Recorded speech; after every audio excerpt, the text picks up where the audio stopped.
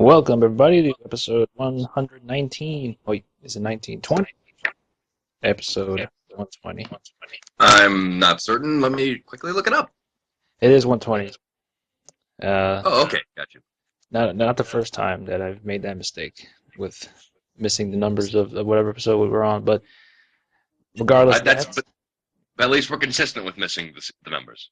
at least we acknowledge it. But um, joined as always by my esteemed colleague, C.H. Gorog. Well, thank you. Thank you very much. Happy to be here. And with me is my excellent co-host extraordinaire, Splinter 47. Thank you, sir. Thank you, sir. And if you don't know what you listen to already, this is Bloody Thumbs Podcast, weekly podcast about the realm of video games, people. Mm-hmm. Video games, they're an amazing medium. They're stress relievers. They could help you out in real life situations. If I had a portal gun in real life, I definitely would not have much trouble getting around. Frankly, I think we need more video game incorporation into our real life. Just imagine how much traffic would go easier if we all just were strapped to carts and then just threw shells and banana peels at each other. My goodness, I'd be late on purpose just for that. Mm-hmm. For any event. And then you go to your office building, and then it would just be run by a crazed AI pumping neurotoxin into the entire facility, and then just shenanigans occur. It's like, oh, must be Tuesday. And then it becomes just another neo-noir dystopian future where, the Chaos Dunk gets banned and outlawed. Isn't that a shame? Yep. And then no one can slam and jam, and then you have to fight off remnants of mutants and basketball cyber dwarves and Bill Cosby ghosts. My goodness. I need to finish this game. Pardon? I need to finish that game. Yep, same here. I'm pushing on through, and for those of you who don't know, it is the game that we're referring to is Charles Barkley Shut Up and Jam Gaiden, which wins an award for me. I don't even know in which category, but it wins an award from me just because of the fact that it is a turn-based RPG in the traditional sort of like Final Fantasy manner, but it's given a nice hefty lift in terms of gameplay design because it's similar to Mario and Luigi Superstar Saga a little bit, where you have control over how much damage you deal in the actual gameplay mechanics. Like you'll select attack or something like that, but like you have to press A at the right time to slash for more damage than you would just with a regular attack. And that I think it's a very interesting incentive to keep you motivated and enjoying the game a lot more, just because of the fact that it's not one of those. It's not like Pokemon where it's like Pokemon's a great game, but just it's not where you just issue a command and then they attack and then someone else attacks, and it's right in the middle of combat that you're in. You're inside everything, and so that makes it a little bit more engaging, I feel. And it's also great just because it's a canonical sequel to Space Jam, where that movie acts as almost the mythology of the backbone story for this game. And you meet a lot of individuals from basketball lore and days of yesteryear or today, like Vince Carter. You got yourself, of course, Charles Barkley and Michael Jordan, who's now a detective, Larry Bird walking around. And frankly, they use all these characters really, really well. And what I love about it is that it is pitch black humor in terms of just taking this so seriously. And it's like a dramatic story, and they don't think that this is a humorous tale at all. Yeah, it's not like it's not like Airplane where it's like, the crazy things are happening. But it's like, oh, no, this is serious. It's like a Kira level of seriousness and dystopian future. It is, one for the ages. If at least one person plays that game that listens to this podcast, then I think we did our duty as uh, as human beings, because this game has got to be played by many because it's free, so you got really got nothing to lose. And it was one of those pleasant surprises that I stumbled upon when I was just kind of looking through games I wanted to play on the PC that were like either free or shareware games, and I just stumbled upon that little gem that I gladly pay a good amount if it were to be re-released on some sort of platform, whether it be on the Xbox Live Marketplace. You and I will be out there for in Microsoft with their wallets out for Yes, that. I would. Well, the only problem is that you would have to getting the license agreement from all these various basketball players and their respective families and copyright infringement, just so that there's no legality problems with having their faces on a video game without their permission. But then again, it's not them playing basketball, so they might be able to get away with it. Well, well, then you have Charles Barkley actually playing basketball. Like I think he's the only one who's actually done doing any real basketball playing. So maybe you can get away with it, just like saying that these people are just popular enough for us to include in the game about basketball.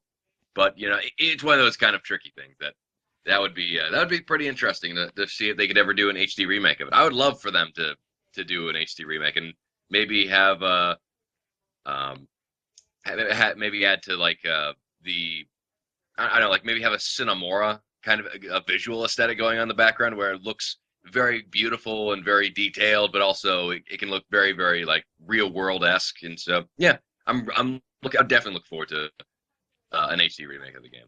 It definitely Yeah, deserves it.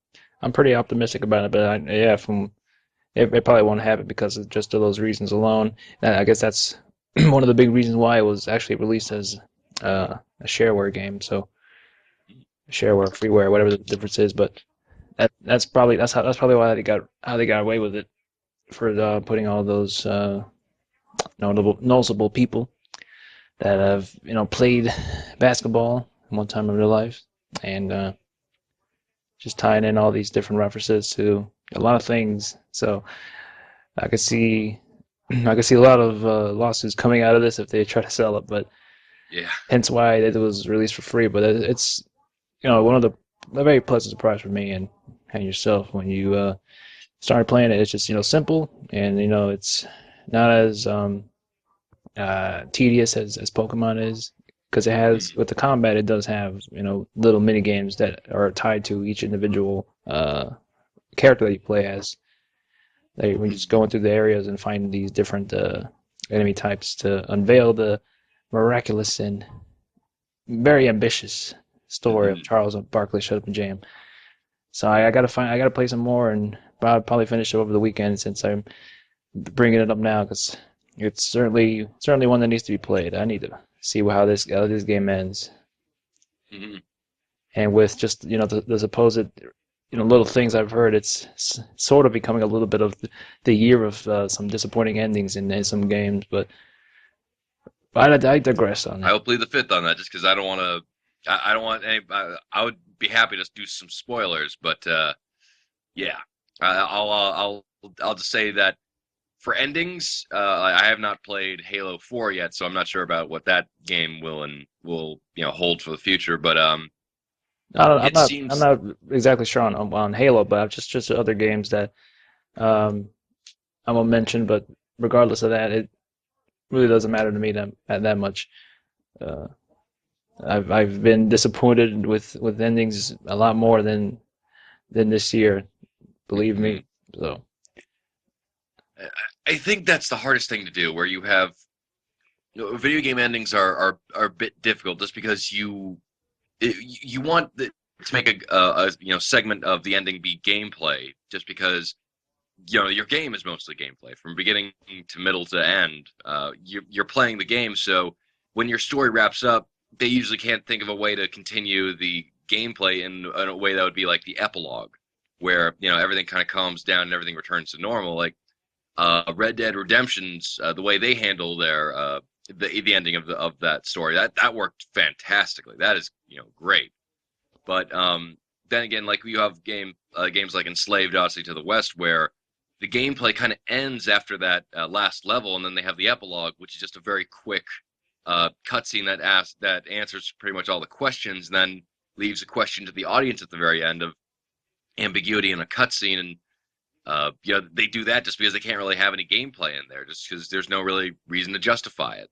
So I guess with like well, we have Mass Effect and all these really big games that maybe aren't able to tie up all of their thematic and story-driven content thread just because they don't have enough resources or they don't have an idea for how to actually make an ending where you're playing the game and the epilogue. Right. Yeah, it's one of those things. It depends. Like Enslaved, that was a pretty much a linear game that has a beginning and end. So the way they ended it was just fine. It's not like open world games where they have to in some way continue after what happens at the end of the game, and some do it well than others, and just how it ends. It really doesn't end in some way because you get started back from wherever you began and just could continue on doing what you're doing on finishing up side quests, and it just doesn't feel like it ends like it just should end overall in that way. But with open world games, Mm, I could see that. I have no problem with it ending the story, the main story, and then still continuing on with the gameplay. mhm. I I mean, kind of stopped playing it after I'm done with that. yeah, but what I find fascinating is you have open world games that you can continue to play in. For instance, like Red Dead Redemption. I love that world so much that I always keep find myself coming back to it. But you have games like Mafia 2 and LA Noir for one reason or another. They tie up the story, and then you're not really just left back in the city to do whatever. It's like, okay, that's the end of the story. You don't get to play in the open world anymore, so you kind of have to choose, previous levels that you had to, completely just go around the city and just enjoy the vistas. Yeah, replay missions, and also if you don't want to do that, after you're just hang around, driving around the city. But yeah, with that case of Mafia 2, it's a linear game that's has an open world element attached to it, but there really isn't much to do when you're not doing a mission. It's mainly just there as a more to get you into the world of Mafia 2.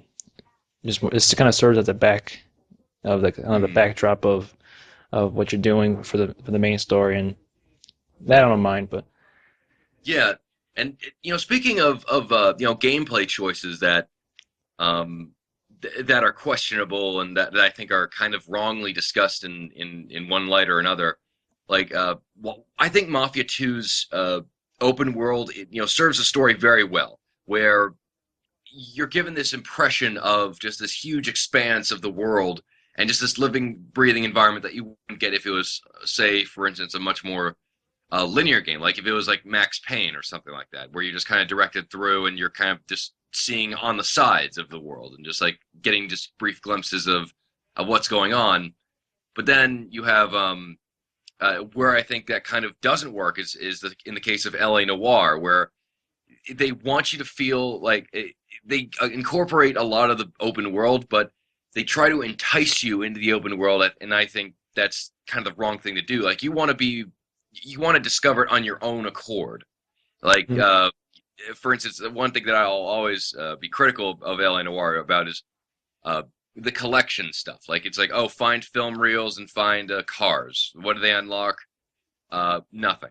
They just like a collection thing, and that kind of is just pointless because yeah, I mean it doesn't really add anything to the game by having just these random collectibles around there. Or maybe it would be cool, like maybe if drove all the cars and then like suddenly you were able to switch over to the Millennium Falcon or something like that, or maybe if you collected all the film reels, you'd get like a clip or a segment from that film that you could watch in like the extras scenes, and then just like be able to just like be able to watch, quick little movie vignettes, and it's like, oh, that movie's interesting. Maybe I'll go check it out. But um, yeah, I think those I like I think reviewers like a lot of the guys in the loading bar. I don't really think take that into account. Like I know when the league the podcast for League of Extraordinary Gentlemen. Uh, we're talking about L.A. Noir. They just kind of brushed off. Like, yeah, that open world, that it was just a thing. It didn't really matter. Like, no, it actually added to the open world experience, and it wasn't, I think, the mainstay of the story, but it added depth to it, as well as they had the guy Jeff, I forget his last name, but he was playing Halo, and he was like, oh, I don't like this game. It doesn't have iron sights. It's like, man, come on. I mean, you don't. I'm sorry that you're not being able to bro fist your colleagues over some Mountain Dews and some over your backwards baseball caps talking about the game while slugging some person on Call of Duty. It's a choice in the gameplay to not have iron sights, where it's like, okay, you're relegated to this far away, and you have a sense of how far your bullets are going to go. Like, but far weapons that do have farther away accuracy, like the DMR and the battle rifle and the sniper rifle, those have scopes. So those are instantly kind of those kind of weapons that you say, okay, those have iron sights or scopes or whatever you would call it on them, and that's done for a gameplay choice. Whereas and I'm going into like 5 different subjects here. I'm sorry, but No, no, just no, like it's fine. you have like for instance in when you have like a selection of weapons in Halo, you make them their use and and how they behave differently in combat are notable in the gameplay. Whereas something like say for instance Modern Warfare, where every gun kind of seems the same, unless it's just machine gun, sniper rifle, and shotgun, and then just thousands of variations on the same thing.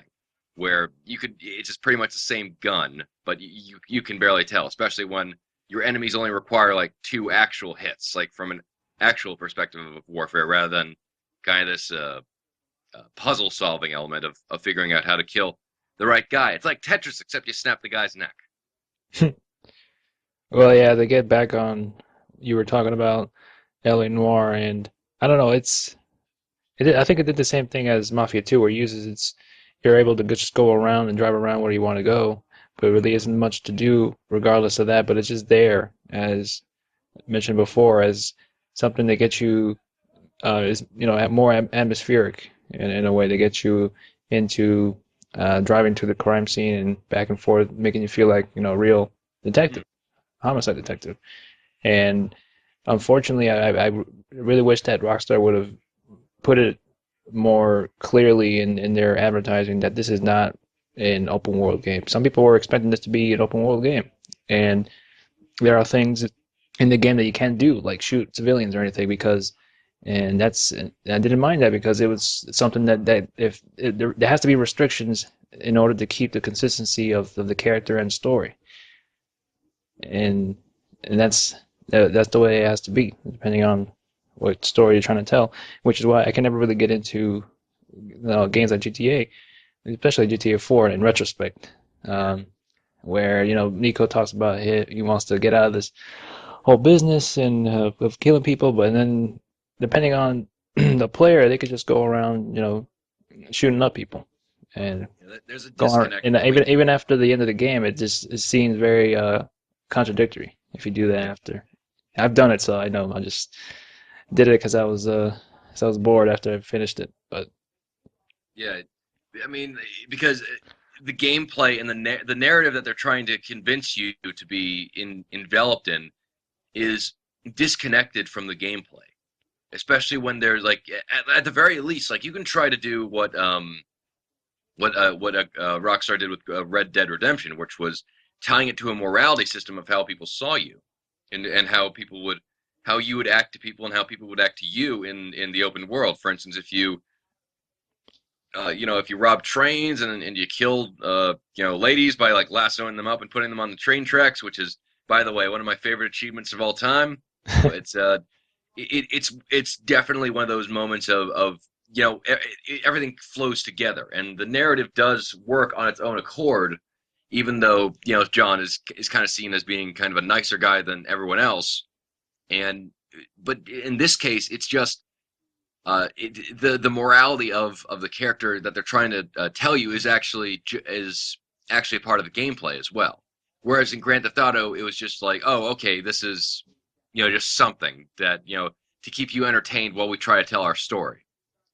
And do you have anything else to say on the matter, my good Um, sir?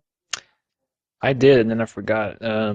No, for the most part, Red Dead was. I think they did a better job than GTA in terms of you being able to shoot up some people because it makes sense for that time period. It was the Wild West. You can get shot just by sitting at a bar and then being being collateral damage for some other two party members getting drunk and then just someone getting shot by accident. So and then people sometimes people will try to steal your horse and then I hated those people. I never trusted them. Like they're always waving you down. I was like, hey, come up, follow me, and then you just get jumped. Like, damn Say, it. you jacked my horse, buddy, and now I'm gonna shoot your hat off and consequently your head from like a half a mile away. So you enjoy that freedom of running away with my horse for right now. And Uh, oh, also the moments of like just when they try to jack your horse and you just like whistle for your horse back and they just like throw him right off. Oh, that's so good. Oh man, I didn't know you could do that. I just always like, if you're not gonna take my horse alive, I just shoot the horse. Like, yeah, I can't catch you, so I might as well shoot the horse. It's not beneficial to me because I gotta walk now. you that is some form of you're an animalist. That's what you are, good sir. You'd say, you know what? Like I don't want to spill a drop of human blood, but damn it, you won't have my horse. You just shoot it in the head. It's like, well, I better skin it now. The guy's like standing there. It's like, oh, okay, well, you have yourself a good day now. Sorry for trying to steal your horse. Like, oh, no problem. That's what you are, Splinter. That's what you are. Well, things happen for a reason. He stole my horse, and I decided to injure him by shooting my horse. To kill It two birds damaged with his one stone. pride. Yeah.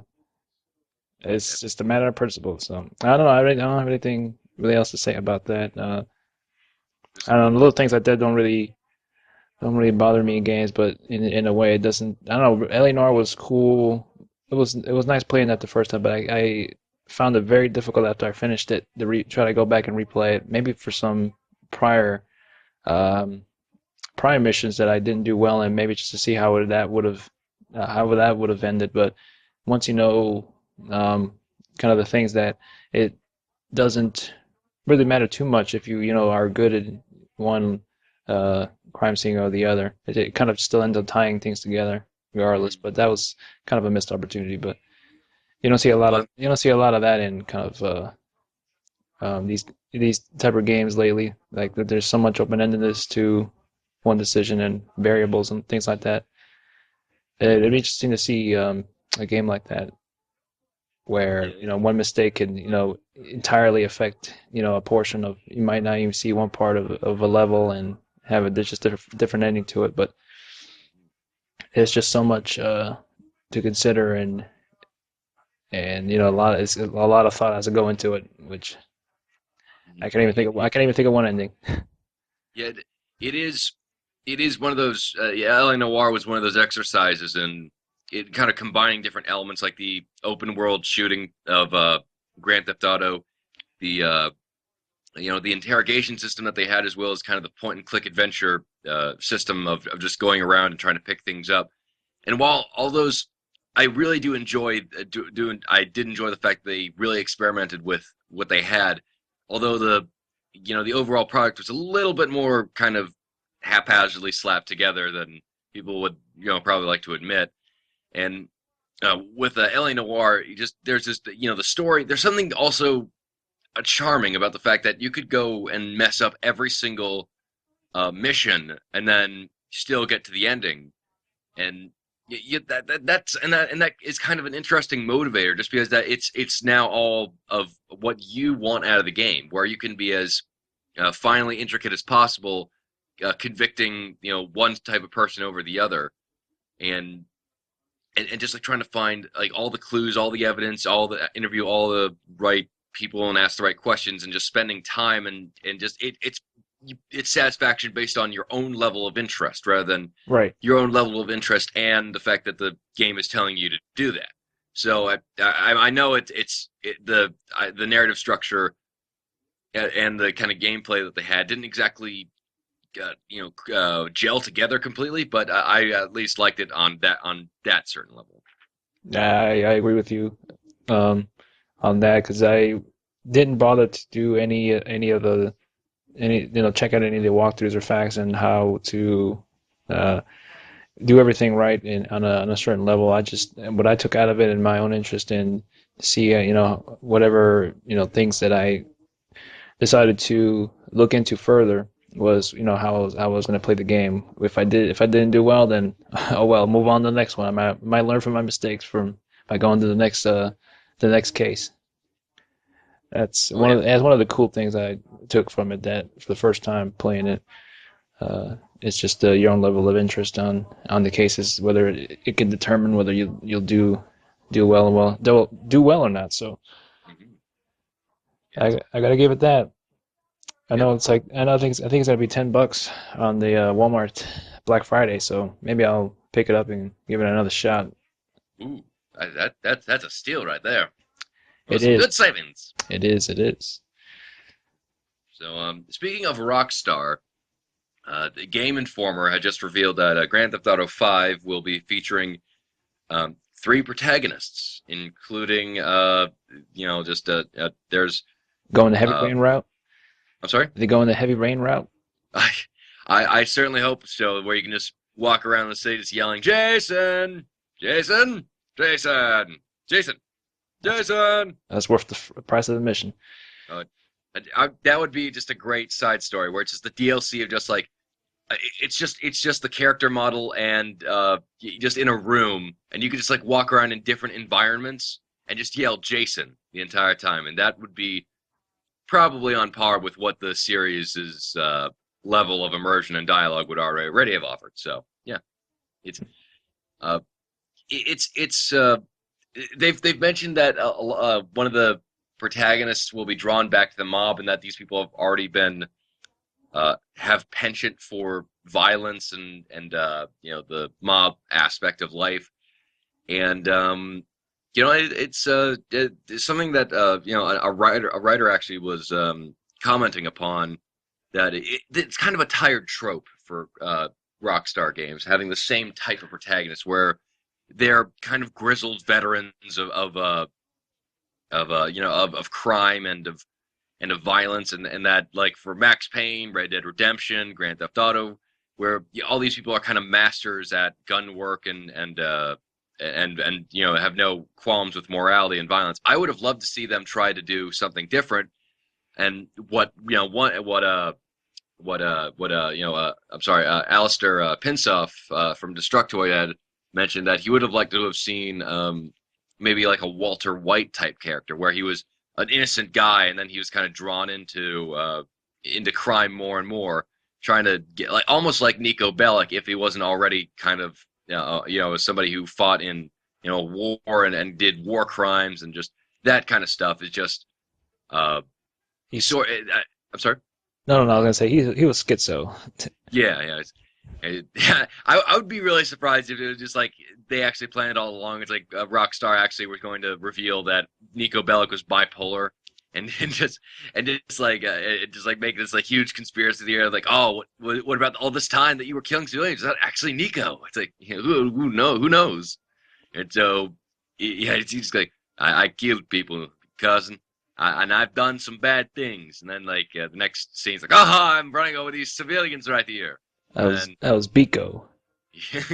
Miko, he's got one of those evil Spock mustaches from and goatees, like from that episode where they all see their alternate selves, their evil selves, and then You know it's what? You know what? That idea isn't very far-fetched. I think that if they're gonna go by the three protagonists, they could all be different in their own way, and maybe have it attached to gameplay. Their characters attached to gameplay. Whether I know it won't happen because it's one of those series that there's only they have expectations to meet, and to go any different than what they've been doing in the past games. I don't know, but I don't know if it's something. I don't know. I've had thoughts of crazy thoughts. Ch. I never said I was a sane person, but it maybe you have a one character that's completely innocent, like as you were mentioning, someone that would turn into a Walter White type of character and have it whatever they do attached to gameplay, and then all it will just be is you making heroin and on when you're playing that character, and the other character will be just all guns blazing, and some Mm, other character would be one that you'd have to drive around the city and get to certain checkpoints. And I guess it's one of those certain those type of Ethan characters from Heavy Rain, where he has something on the line. He has to do things that he normally wouldn't do in order to keep the ones he loves alive or things like that. I don't know, but it would yeah. be certainly an interesting change of pace. But that would be that's my game I'm working on. Ch, I didn't want to tell you this, but it's in development. Well, damn it. Sounds like a very good sale. I mean, just tell me where and when to buy it, just at the Walmart Black Friday sale, and then I'll be able to jump on in. It's going to be at my local swap meet, so you might have to drive by over here. So yeah, I don't know exactly what the three protagonists are going to be, but I hope for one thing that Rockstar learns from what they've been doing with their work on with Team Bondi on Alien Noir and then Max Payne 3, and I hope that they incorporate those into the GTA 5 with I think better gameplay because I never was a huge fan of the gameplay in 4. I'm not a fan of the melee combat or any of the shooting at all, especially the driving. But it wasn't bad. It was just it was good enough to play through it. It's just I think if they incorporate some of the the gameplay mechanics in that they did with Max Payne 3, obviously not the bullet time, but just the shooting in general, that'd be a step up. Hmm. That Yeah, definitely would be. yeah. I'm sorry I actually left out a little bit of information for the Grand Theft Auto 5 game, just because it also says that you'll be able to on the fly switch between these three different characters who come together for heists and kind of grand schemes of criminal behavior, and as well as being able to just do their own activities and hobbies. Uh, yeah, so it's one of those situations where you get to because where it's very impressive to just on the fly make sure that you can be a part of any one character's story, and then you just come together. Like for instance, you could rob a bank, and then when you leave, one guy can fly the helicopter. One person can be a sniper rifle, and the last one can be kind of a machine gunner to get the character off of your tail. So Yeah, we'll see it, how they pull it off. Maybe do something in the realm of what they did with the DLC, having the stories intertwined with um, others' stories. The two DLCs end up crossing each other's paths at one point when you play them. That was that was a little interesting. mm, it was very interesting. Sorry, I had myself some potato salad that I made last night. Mm, Very good with bacon bits. bacon bits, bacon. Bacon, and also some parsley, and then a nice sauce of mayonnaise, sour cream, a little pinch of salt, and some chopped up celery. So it's Yeah. really good. Have you seen in the some of the screenshots um BioWare's put out of the female Krogan? Not as one as I would have designed it. It's completely different from what I would have designed the Turian. Female I would have Turian. yeah, female Turian. I forgot to left that part out. I would have just put lipstick and a pink bow on her head. Like Miss Pac-Man. How there's really much difference between her and Pac-Man. It's just lipstick and pink bow on her head. That's how I would have done a Turian. just do that for Garrus. Just like get the model for Garrus. Just like put like a pink ribbon on his head, and just like give him lipstick, and just like just give him like a stuffed rod to put on. It's like, okay, Garrus, now you're a woman. I hate you so much, Shepard. It looks good. It doesn't look too bad. It's it looks a little slightly different than the male Turians, but I'm impressed with what they were able to put out for because we never really seen a female Turian up until this DLC. But it's going to be coming out later this month, I believe. And at least we did get a nice glimpse of a Krogan in Mass Effect 3. That Mm. was at least they didn't just grab a picture from Photo Bucket and put it in the DLC. Ah, Female Turian. oh, they're never gonna stop getting shit from that, just because it's just so easy. It's like, oh, you could have just drawn something from scratch. But no, you had to do the thing, the other thing. Like there are a lot of interesting pieces of concept art for what not Corians, what they look like underneath their armor and their design and stuff like that. And then like they just had like, oh no, it's gonna be this thing. Like, oh, all right, so yeah, you went with the Photoshop thing. All right.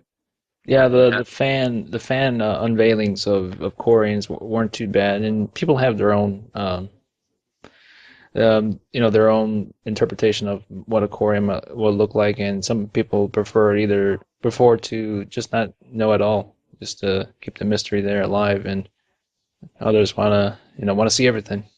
Hmm. Yeah. It's It wasn't really a win-win situation for BioWare regardless. yeah, it was yeah, because they're damned if they do and damned if they don't, just because people want to see what Quarians look like, but by showing what they actually look like, it would take away some of the mystery of the characters. So that's I think that they tried to get the best of both worlds by having just like one character with one picture on it. But if so, they just needed to maybe try a little bit harder than what they already had. But Right, just right. because that picture doesn't really satisfy the urge to actually know what they look like, and it's just one of those things where people aren't always happy with kind of designs, and they have to spend a lot of money and time into putting into designs for a lot of the characters like um them. I'm more surprised that they didn't really have they didn't showcase female Krogan. Like I know we had the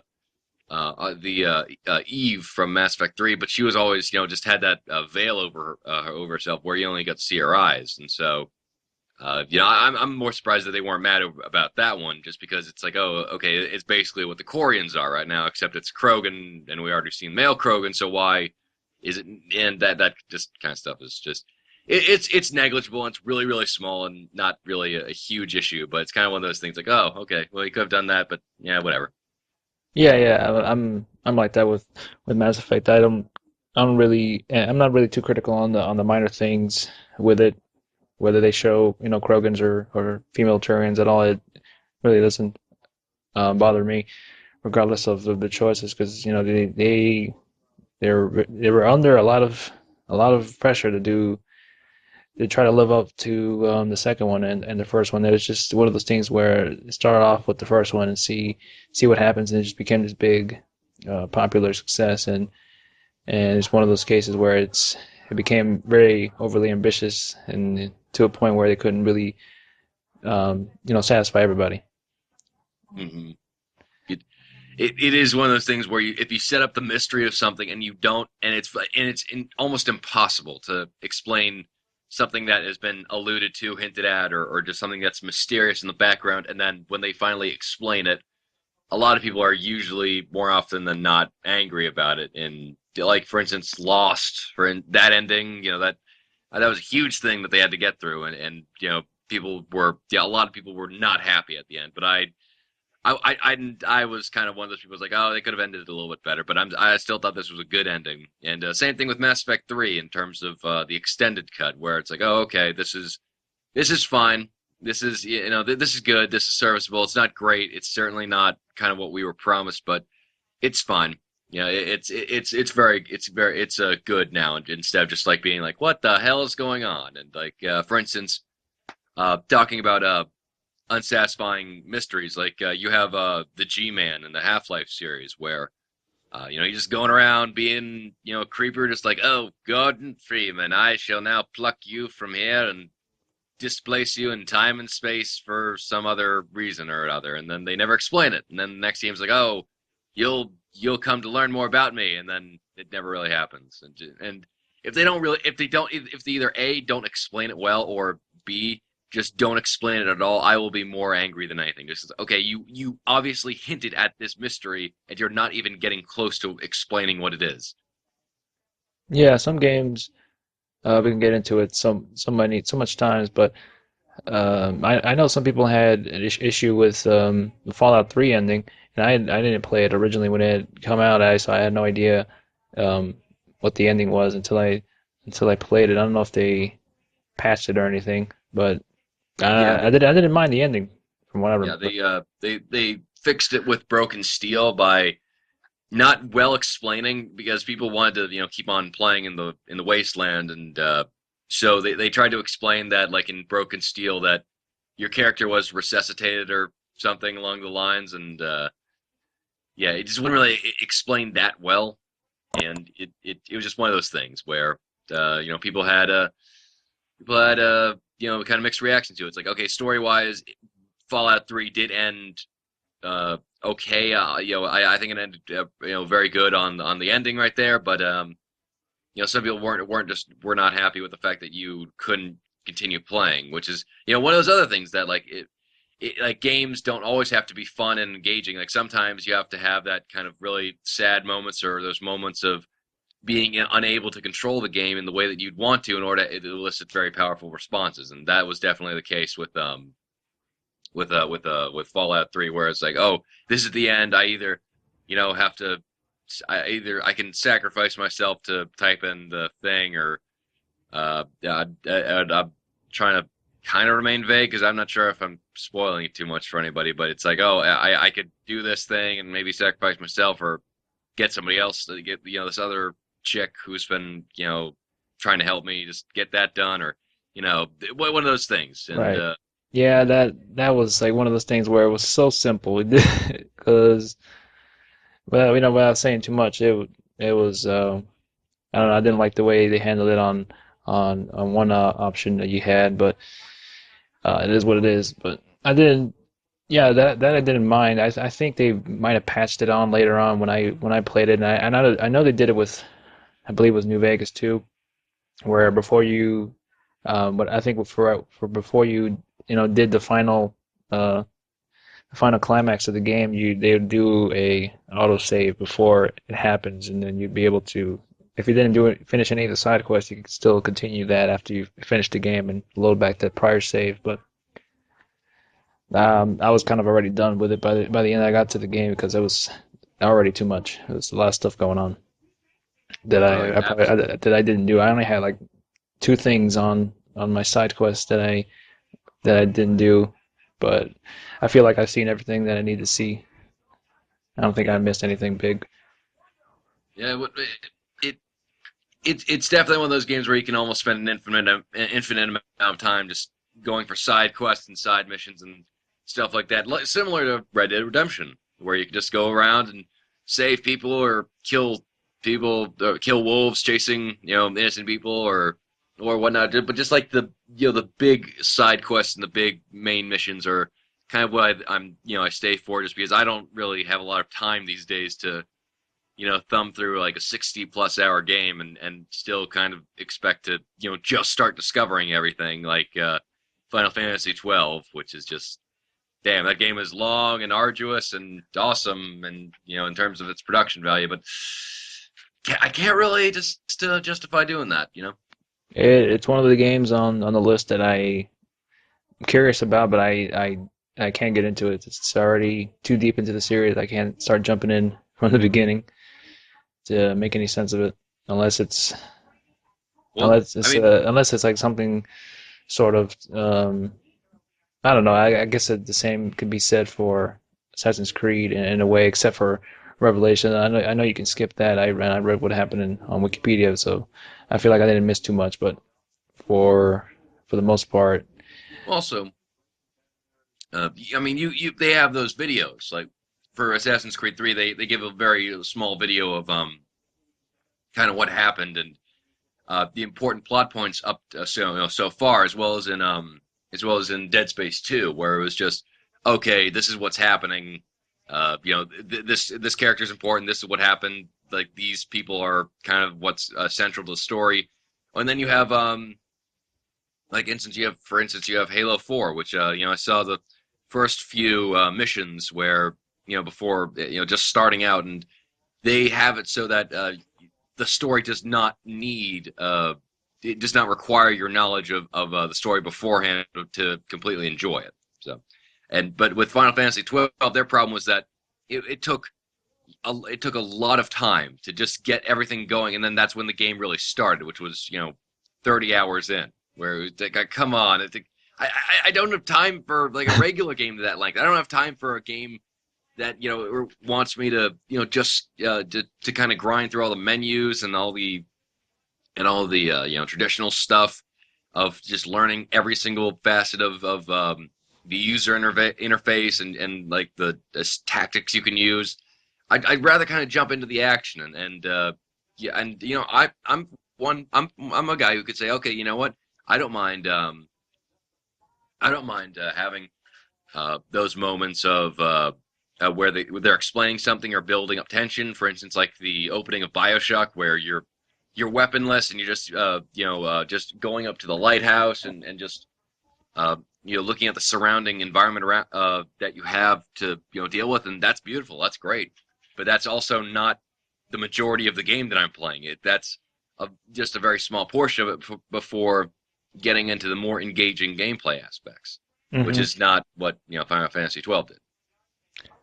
Yeah, I don't know too much about Final Fantasy, but yeah, I just know that it's something that I can't get into it now. So I'm fine. I don't think I'm not too heartbroken. I'm missing out on the Final Fantasy. How can you ignore the anime fan Splinter? Yeah. Yeah, I just did. So. Good on you. Good on you, bro. But let's see. Oh yeah, speaking of Halo 4, Bungie is their much anticipated follow-up to Halo Destiny was got a little bit of internet leak today uh, in terms of what the game's going to be all about. Apparently, Destiny will feature co-op, a large world divided into zones, character customization, and aliens that you can kill. So good on them for that. At least they're keeping that thematic motif in their games. Um, it seems they're going to be kind of merging maybe Halo with sort of open world aesthetics of Skyrim and Fallout. So that looks interesting. And then uh, from a there was a report from a Demonware employee that got leaked, and the report is this is not a dedicated server game, but there is some simulation coordination running in their server infrastructure. The game was up and down a lot, playing in a team of three. We did manage to experience entering a zone to find other players already taking on the bad guys. It's cooperative, so we helped out. Both groups went their separate ways, so that was pretty cool. At the end of the day, I was excited about the game being in a large world with different destinations. Um, and so, yeah, it looks like it's it's really really cool being able to change the color of a weapon, I guess. But I guess it works in China, and customization and individual identity is a big theme for the game. Hmm. So, that looks interesting, and maybe I have a feeling that maybe this was actually done by Bungie, just like to poo poo on 343's parade. It's like, oh, we released Halo 4. Oh, that's interesting. We're working on Destiny, and it's like drop the mic and walk out. Always got one up the competition. So it just seems very, very coincidental that just a couple of days after release of Halo 4, that this little tidbit of information from Destiny is actually come to light. Hmm. Yeah, it's not as crazy of what's going on with Silicon Knights and Epic Games that I just read upon not too long before we were recording on. I don't know what the whole deal was with their legal battle against Epic Games, but It uh, was it had was that something. Didn't it have something to do with? They said that the Unreal Engine didn't work for them when they were making their games or something. it was that Silicon Knights accused Epic of quote unquote sabotaging the Unreal 3 licenses by providing an inferior version of the Unreal version 3 engine in order to fund its own production of Gears of War. And that's kind of why No wonder X-Men Destiny sucked. yeah, yeah, the fact that it was released at the same time as Arkham City and still had the brass cojones to put the $60 price tag. It's like, oh, you got to be kidding me. This would not be a budget worth a budget game, title price. And then Dennis Dyack, who's the head of the company, has been operating on a skeleton staff of 5 people, and yeah, and so what has happened is that they've had a long embroiled uh, legal dispute ever since 2007, and where they now have to pay $4.45 million in damages. It's a lot of moolah. That's not even the worst part, where they've been ordered to recall and destroy all the unsold copies of the Unreal 3 coded games, meaning um, Two Human, X-Men Destiny, the Sandman, the Box, Ritualist, Siren in the Maelstrom, which the last three great games must have been just what they were just starting to work on, and the first two were actually games released to not very well received fan. I do have Two Human. You think that is going to become a rare game that I can sell for hundreds of thousands of dollars in the Dude, future? that is going to be like the amazing fantasy number 15 of our generation. Just like, where were you when you had Two Human release? Like, oh, I was taking a bath and I was realizing like, oh, Two Human went out, and then as I busted out naked, not wearing any clothes, like, oh, son, where are you going? Like, I'm gonna go get Two Human, and then I ran down to GameStop and bought it because Two Human's awesome. But of just actually getting the money, not in terms of actual gameplay, because apparently Two Human was not that well received, and at least it was a little bit more well received than X-Men Destiny. Oh yeah, I saw gameplay of X-Men Destiny. It's not something I want to play. I don't want to go through that. And yeah, just having the audacity to put it out for $60, it seemed preposterous for me, for them to do that. And I don't know, with all this that's going on, I don't know how much money they still have, but this might be the end of Silicon Knights, if Oh yeah, it might be. And that's a shame because well, I don't know, some might say that I think they might be one of the hit wonders of the video game spectrum. I know they put out Eternal Darkness and Twin Snakes. Twin Snakes, and that's been their the biggest success, and they haven't really done anything uh, popular or successful since then. Well, I do have Two Human. I haven't beaten it, so maybe that says something. But from what I played of it's not bad. It's not great, but it's not bad. yeah. It's mediocre at best, but it has an interesting concept with its use of Nord mythology and sci-fi, Yeah, cyberpunk elements. That I did like. So well, apparently a lot of problems have stemmed from President Dyak's inability to let go of his own ego, and some have suggested that he sued Epic out of refusal to accept the fact that Two Humans really troubled and frankly quite uh, obviously problem filled development was actually for Two Human was part of Epic's problem in terms of how well they used their engine or didn't use their engine. Uh, it seems like maybe he was kind of dragging his own company through the mud just to kind of justify his suffering. And that's just hearsay. That's just what some people are calling or what are some people are commenting on. So it looks like that might be the end for Silicon Knights unless they can somehow turn it all around and be able to get another game. I mean, I know that maybe if they can cut a deal with Nintendo for the Wii U for a good chunk of the profits to allow them to download GameCube games such as Eternal Darkness and the Twin Snakes for the Wii U download center. So maybe they can make their money back with that and try again, or who knows? This just seems like a very, very unfortunate circumstance that happened to a very interesting developer. Hmm. Yeah, I know that they're working on some other projects they had that probably won't see the light of day, but yeah, it's a shame. So I haven't played Eternal Darkness. I've heard good things about it, but I don't know if something I should jump in because it's in the kind of older game, so I don't know how well it holds up. Hmm. And yeah, I don't know, maybe some yeah, like you said, something like that could maybe boost up a little bit of profits for them and help, I guess, helpful for them to pay what they owe Epic on that, or some sort of HD remake maybe will revitalize some interest in Eternal Darkness and Metal Gear Solid, which Metal Gear Solid Twin Snakes, where just I don't know, mixed slightly, just Yeah. just on I guess just on some way they handled the boss fights or whatever for Twin Snakes.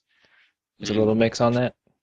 Yeah. Well, the thing is that some people say that because they incorporated a lot of the gameplay benefits from Sons of Liberty, which was the the sequel to the original Metal Gear Solid, that it made the game too easy, and because of that, the boss fights were a lot easier to complete. Although, frankly, I couldn't Sounds play the good to game me. without it. Sorry. Sounds good to me. Yeah, yeah.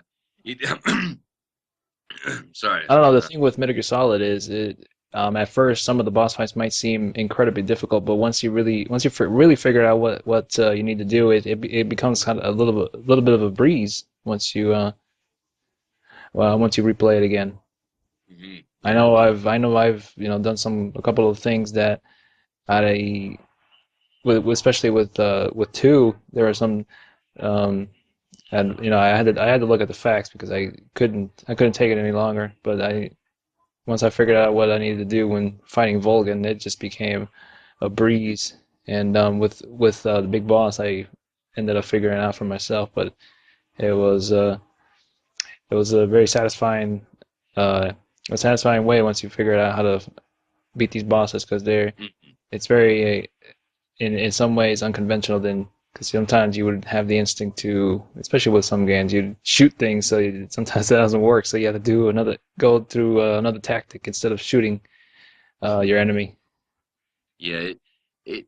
I mean, the boss fights in Metal Gear Solid are really some of the best. Where They are, yeah. just in the industry, like the fight with the boss fight with the end in Metal Gear Solid 3, the sniping battle was just incredible. It's because you're going through three different areas and you're trying to figure out where he is, and he's faster than you, so he can easily escape. And so you have to do a lot of the hunting and tracking system of kind of finding out where he is. And like if you use your thermal imaging system, then you could see like his tracks in the grass. But then you have rain come along and just wash it all away. And so it's this cat and mouse sort of mentality of gameplay that hasn't really ever really been successfully copied or even done before. Where the that the boss fight is just really really great. And uh, yeah, I'd almost venture to say that the Metal Gear Solid boss fights are memorable, if not more memorable than the majority of the chunk of the gameplay. Where you Yeah, it was very uh, innovative for the time. Even I didn't play those games when they originally came out. I got into them with the HD collection, but even then, I never played anything like Metal Gear Solid. That's how innovative and the series is. It's really no other type of experience like it. That's why people always enjoy when they clamor on a newer Metal Gear Solid game because there really isn't any other game that does it that does that type of gameplay. yeah, and yeah, Metal Gear Solid is one of those.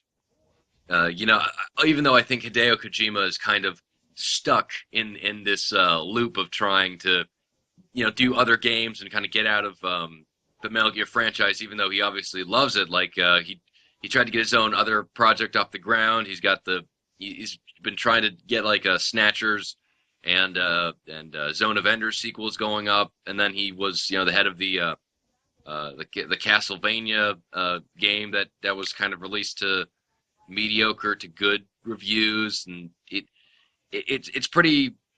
I think whenever you have Hideo Kojima, he just has that artistic flair about him, where there's these weird elements that just come together to make something wholly unique. And that's his auteur stamp on the process, where he likes to do like puns or wordplay with thing like the whole Rat Patrol 1 and Metal Gear Solid 4. If you haven't seen the cutscenes, those 90-minute cutscenes, or the or a lot of times like he'll or it's like he loved to use the play on words of son, meaning like the actual son, or son meaning the male child of a parent, and like that, like he likes those kind of weird things. And with Metal Gear Solid, it's not always like, okay, let's refine the controls, let's make the graphics better. Like that's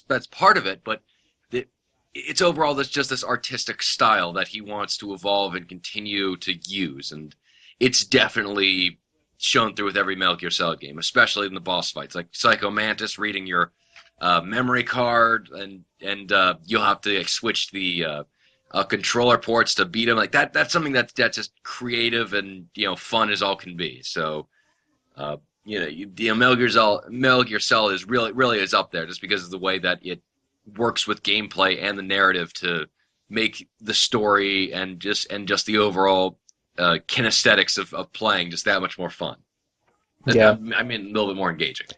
certainly. Yeah, he's definitely very creative and influential game designer, and I like to see him do something different than Metal Gear Solid. And it's just unfortunate that he's kind of stuck still doing more Metal Gear Solid games, which I certainly like to play more Metal Gear Solid games, but Yeah, uh, they're good games. and I mean it's just one of those things where it can't really be done without him. Hence why they changed the name to the Metal Gear Solid Revengeance.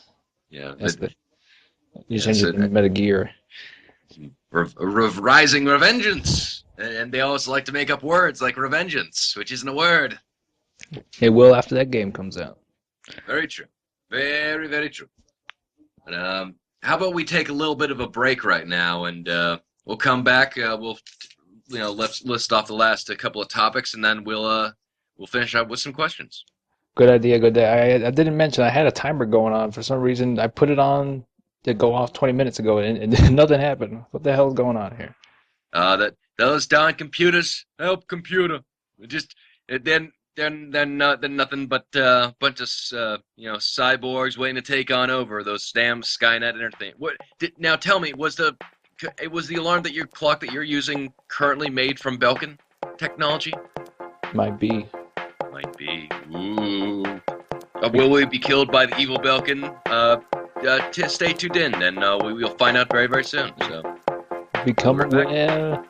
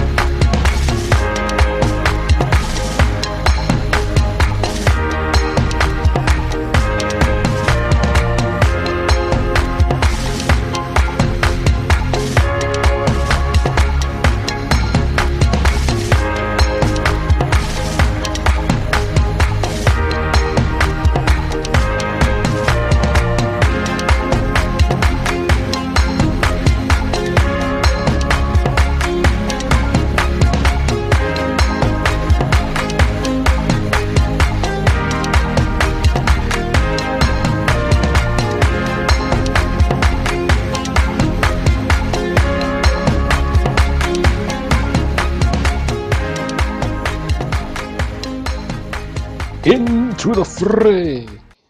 Into the fray, good sir, and I must be most humbly appreciative of everyone for their time and effort. And no, Belkin did not kill us over the break. But thank you very much for listening and just making sure that we were okay. We appreciate that. A nice break is nice. I got the stretch. Use the little boys' room. I'm ready. Mhm. My body's ready. I never understood why it's just called the little boys room. Like why some people refer to it as the little boys room. Like maybe if there was like a separate like boys like men's room, boys room, and like that would make sense. But just like little boys room, I don't know. I don't. Where do you think that came from? Who knows? Maybe it's just like maybe that's like I don't know like code for somebody for like I'm going to the little boys room. That just means like oh the little boy is the dealer who's in the bathroom who's waiting for you to come in there so that you can buy some paraphernalia off of him that you can use for your own pleasure back at your own place, which I assume most Colorado residents are now doing since they were able to pass that law legalizing marijuana, marijuana. Yeah, we gotta move to Colorado. Yes, yes, indeed. And when I heard that, I was about to swim on over there. Just, I'm coming, Colorado. They're doing this for the taxes, man. They're gonna tax the weed. Fantastic. I did, just, cut the American government and I don't care. Like, let's make that universal weed care for everybody. I think that'd be a good campaign to run on. I'm, I'm Barack Obama, and I support weed. He would get everyone's vote. There we are. This will make the rent too damn high party look like child's play. That'd make the too damn high party look like the bull moose party. Mm-hmm. Yep. Oh, Lend-Lease. But anyway, now we have some interesting other subjects of video game nature, surprising though it may be, on this episode where we actually there's this one news topic here that says BioWare is asking for feedback for the next Mass Effect installment. And so Casey Hudson, executive producer of the Mass Effect series, and notably known for being the guy who kind of butchered the ending of Mass Effect 3 and then tried to hide behind it, just saying like, "Oh no, it's creative integrity or whatever." But We'll let it slide. I'm sorry. We'll let it slide here. Yeah. Anyway, because he did bring out Jade Empire, he did work on Knights of the Old Republic and just the Mass Effect series itself, which was a huge risk, and so I have to as much as I detest that the fact that he kind of hindered the third's ending just for a controversial ending than a good one. He should be really commended for his work that he's done, especially on as executive producer of the Mass Effect series and just the IPs that he's took risks on, and so thank you for your uh, intervention and everything, and so he's just asking, we're in the early stages of designing a completely new Mass Effect game. What would you like to see in it? Let me get the Twitters ready. CH Gorog to do a 50s accent while passing through the Citadel news station. I would love that. Just not even myself. I want somebody in like the 50s noir, like hat suit, just like walking around like give us the carrion. See, yeah, you have a special package that the little boy dropped off of me. See, yeah, like I would just love it. Like, okay, listen, we have alien languages and several thousand types of accents going on around here, and I still can't understand what you're saying. They got, yeah, say you're being racist. Say like no, and like his Shepard comes along like, yep, no, we can't understand what you're saying either. Just for God's sake, stop talking. Stop talking like that. He's trying to bring the retro back in the Mass Effect store. It's like a 50 specialty shop on the Citadel. Shepard goes in there for your endorsement. That would be the best game ever. The sequel. It's like okay, we're not focusing on Shepard anymore, but so instead we'll focus on all of these store owners who Shepard, uh, you know, tricked into saying like, oh, this is the only store on the Citadel that I use. Is my favorite store, and then stores became their favorite. No one could tell which store was the best one, so they've all gone out of business, and now they're just a mercenary gang. And so it's like, okay, now we're hunting down all us hunting down all these specters because they are the ones who completely ruin our businesses. So let's do yeah let's do the Citadel Business Hunters. I think that the way, depending on how you handled with Comrade Werner, I'd like to see his own spin-off, Comrade Werner Adventures. That that would be excellent. Just like get all the characters who would you would never assume would be like a Mass Effect squad. Like with your Mass Effect squad, it's like all the strong, capable, sexy people who inhabit the universe, and then like with the Conrad Burner squad, it's like Conrad, Blasto, and Elcor. Just like a plate dish with like a sandwich on it, like that's gonna be your tech master. It's like how what's the universe? You'll find out, and so it's like maybe an epic adventure comedy with Conrad. They're going to be like the Fantastic Four of the Mass Effect universe. Conrad Werner gets exposed to some radiation and becomes the thing. Uh, that would be awesome. Just like everyone gets exposed to radiation, Conrad Werner just becomes like his fanboyism actually grows into just like the fact that he can turn into any character he so chooses. So he just turns into Shepard the entire time. Like, hey, I'm finally Shepard. What I always wanted. That'd be a way to put in shoehorn in Shepard. Oh yeah. I don't know. I don't know what else they could. What I want to see in the Mass Effect universe. Maybe play as a character that's not human. That'd be interesting take to see how they would handle a non-human character as their main protagonist. Maybe a dirty dozen squad of elites getting together for a mission. Oh yeah. Like I think that's what they're doing with the Omega DLC, where it's I think that you're going to be controlling Arya as you take back Omega, and it, and it seems like they should at least try to experiment with that, just because it's a very rich universe. But coming in as the human characters, we've already kind of seen that. So uh, why not actually just like try to do the opposite, where you have alien characters who kind of are very well established, then you got these new coming humans in if you're doing a prequel, and like see how that kind of affects the social structure of things and trying to deal with them. But then if they're trying to make a sequel to the Mass Effect trilogy, once again, as we've talked about before, they kind of shot themselves in the foot just because there's three very distinct endings for the Mass Effect series for Mass Effect 3 or 4 if you got the extended cut as well, where uh, it's not like you can't talk about it, where because like if it's the synthesis ending, then everyone's going to be kind of doing that glowing thing. If there was the destroy ending, then the legend of Shepard might live on. Where they could easily just say like, oh, nobody knows what happened to Shepard after that day, or whatever. But then you also have control and destroy. You might be able to get away with that one, but like for synthesis, you're gonna have to be pretty definite in terms of just how you present your characters, because everyone in the universe looks like that, Mm-hmm. has that weird kind of glow to them. I don't know how they're going to do it if it's going to be structured in what happens after three. Who knows? I'd rather see it happen before the events of the first game in order to at least continue on the series. But I know they did a really good job of explaining a lot of the universe's history, and with a lot of what the First Contact War and things like that, and that's been explored. But I don't know.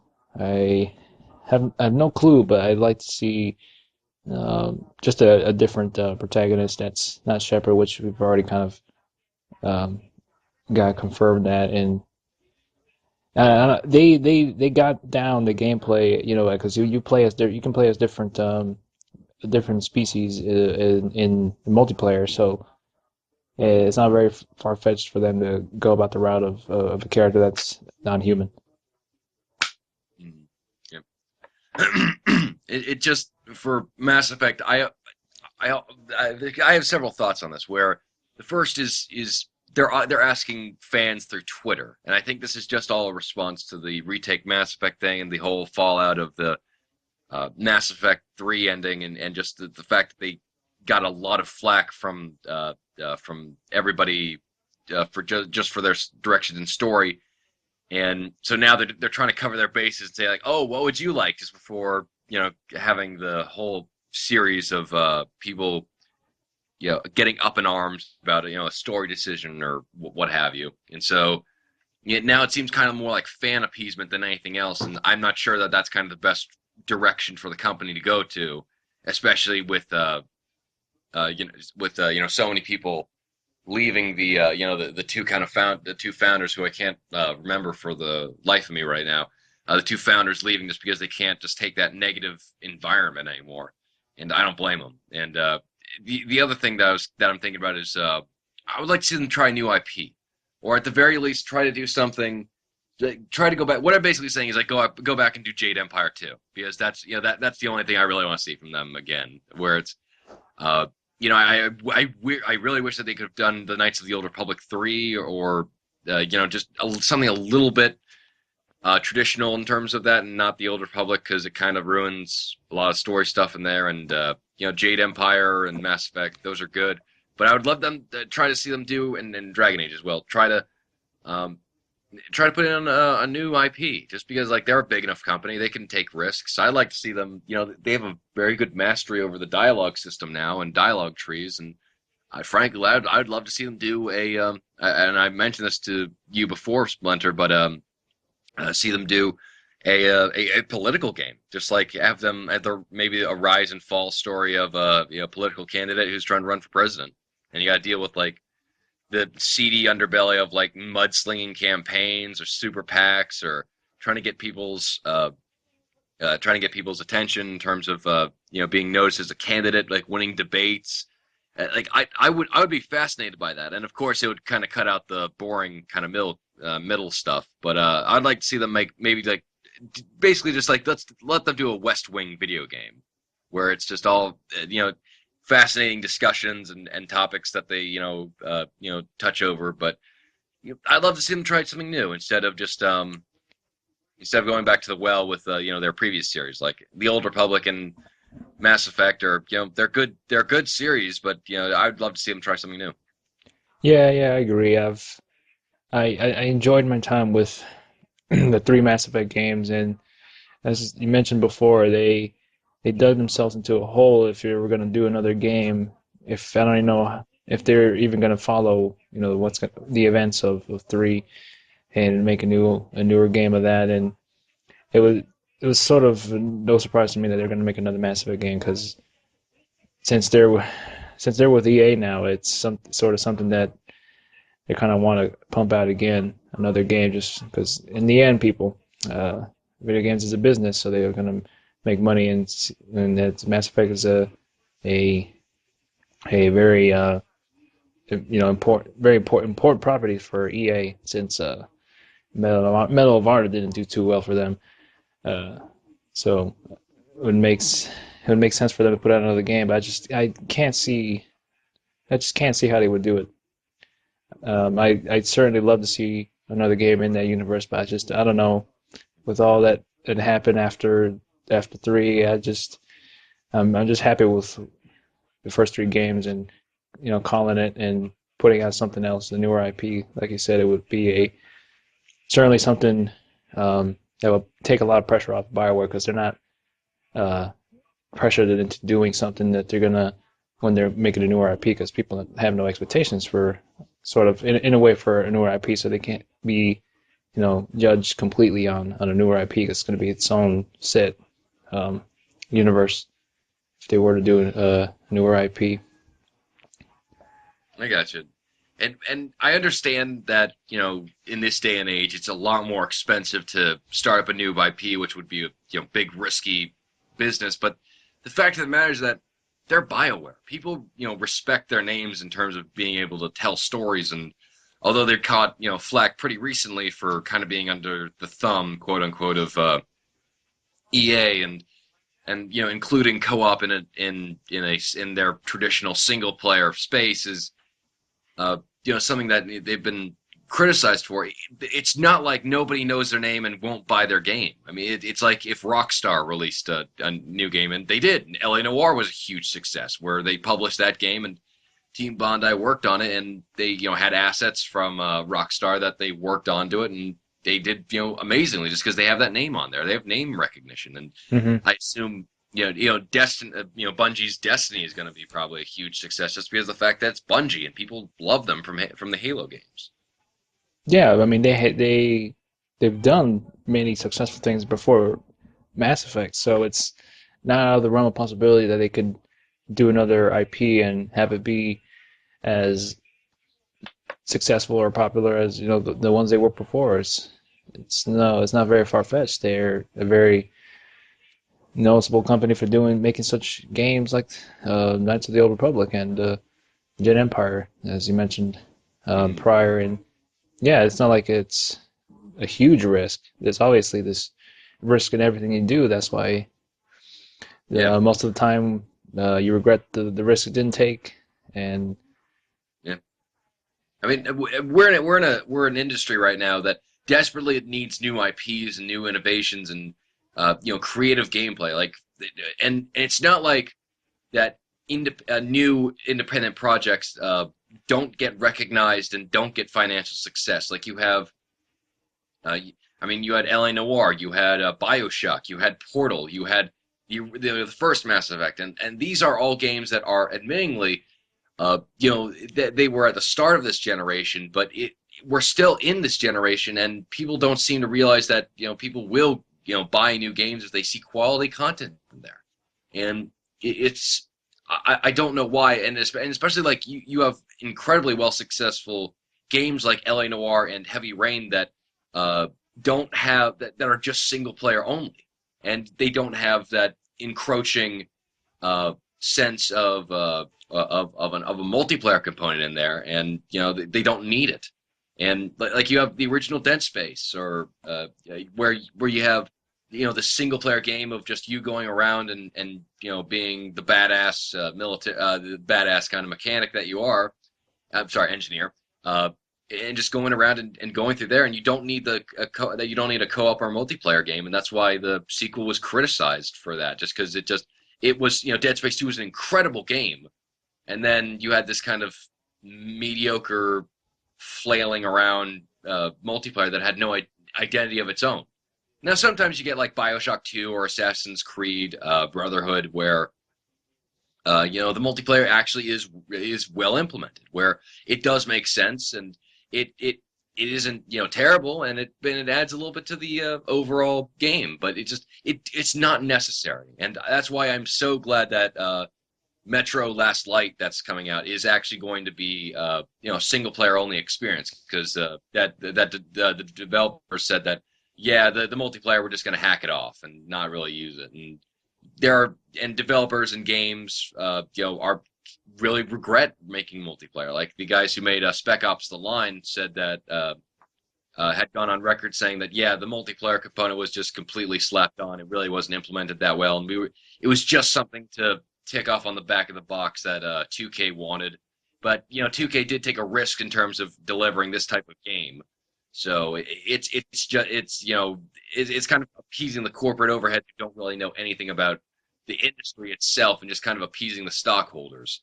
hmm And it's just unfortunate right now that we're kind of at a creative standstill, just because we're so afraid of taking risks in this age of huge blockbuster games where you have 100 million plus budgets going on in terms of developing the game and marketing, and you have like Resident Evil 6 that takes every single genre it can think of that Western audiences would enjoy, and just tries to cram them together and not really find a cohesive identity for itself.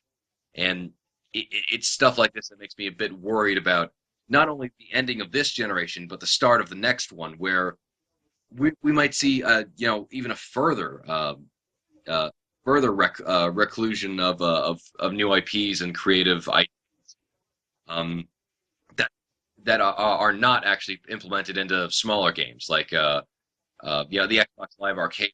I like that, like the Shadow of the Ninja, Shank, uh, Cinemora. I love the fact that Alan Wake's American Nightmare is actually better than the actual Alan Wake retail game, which is just very. And, uh, I mean, those smaller games, like I like that companies can maybe experiment on a smaller sphere and then put more budget into the big budget games, incorporate those kind of creative risks after going through putting them on the smaller ones. So, but I just like they're not looking at it from that perspective. They're seeing the dollar sign and not seeing why people actually buy the games. Right. I'm just not a not a fan when they incorporate multiplayer in games that don't really need it, and just so they can add a online pass for it. So so they against used games, and I generally dislike when some publishers um, cry foul how they need the online pass so they can use the money for whatever, like servers, or make the game better or whatever, which is and I could understand that if it's an independent game, but for AAA games, I don't buy it. I don't Mm. buy it. Oh yeah. And you have all this also product placement with Halo. How you not making money from that? When I use the money you get from all the advertisements and don't give us any online passes.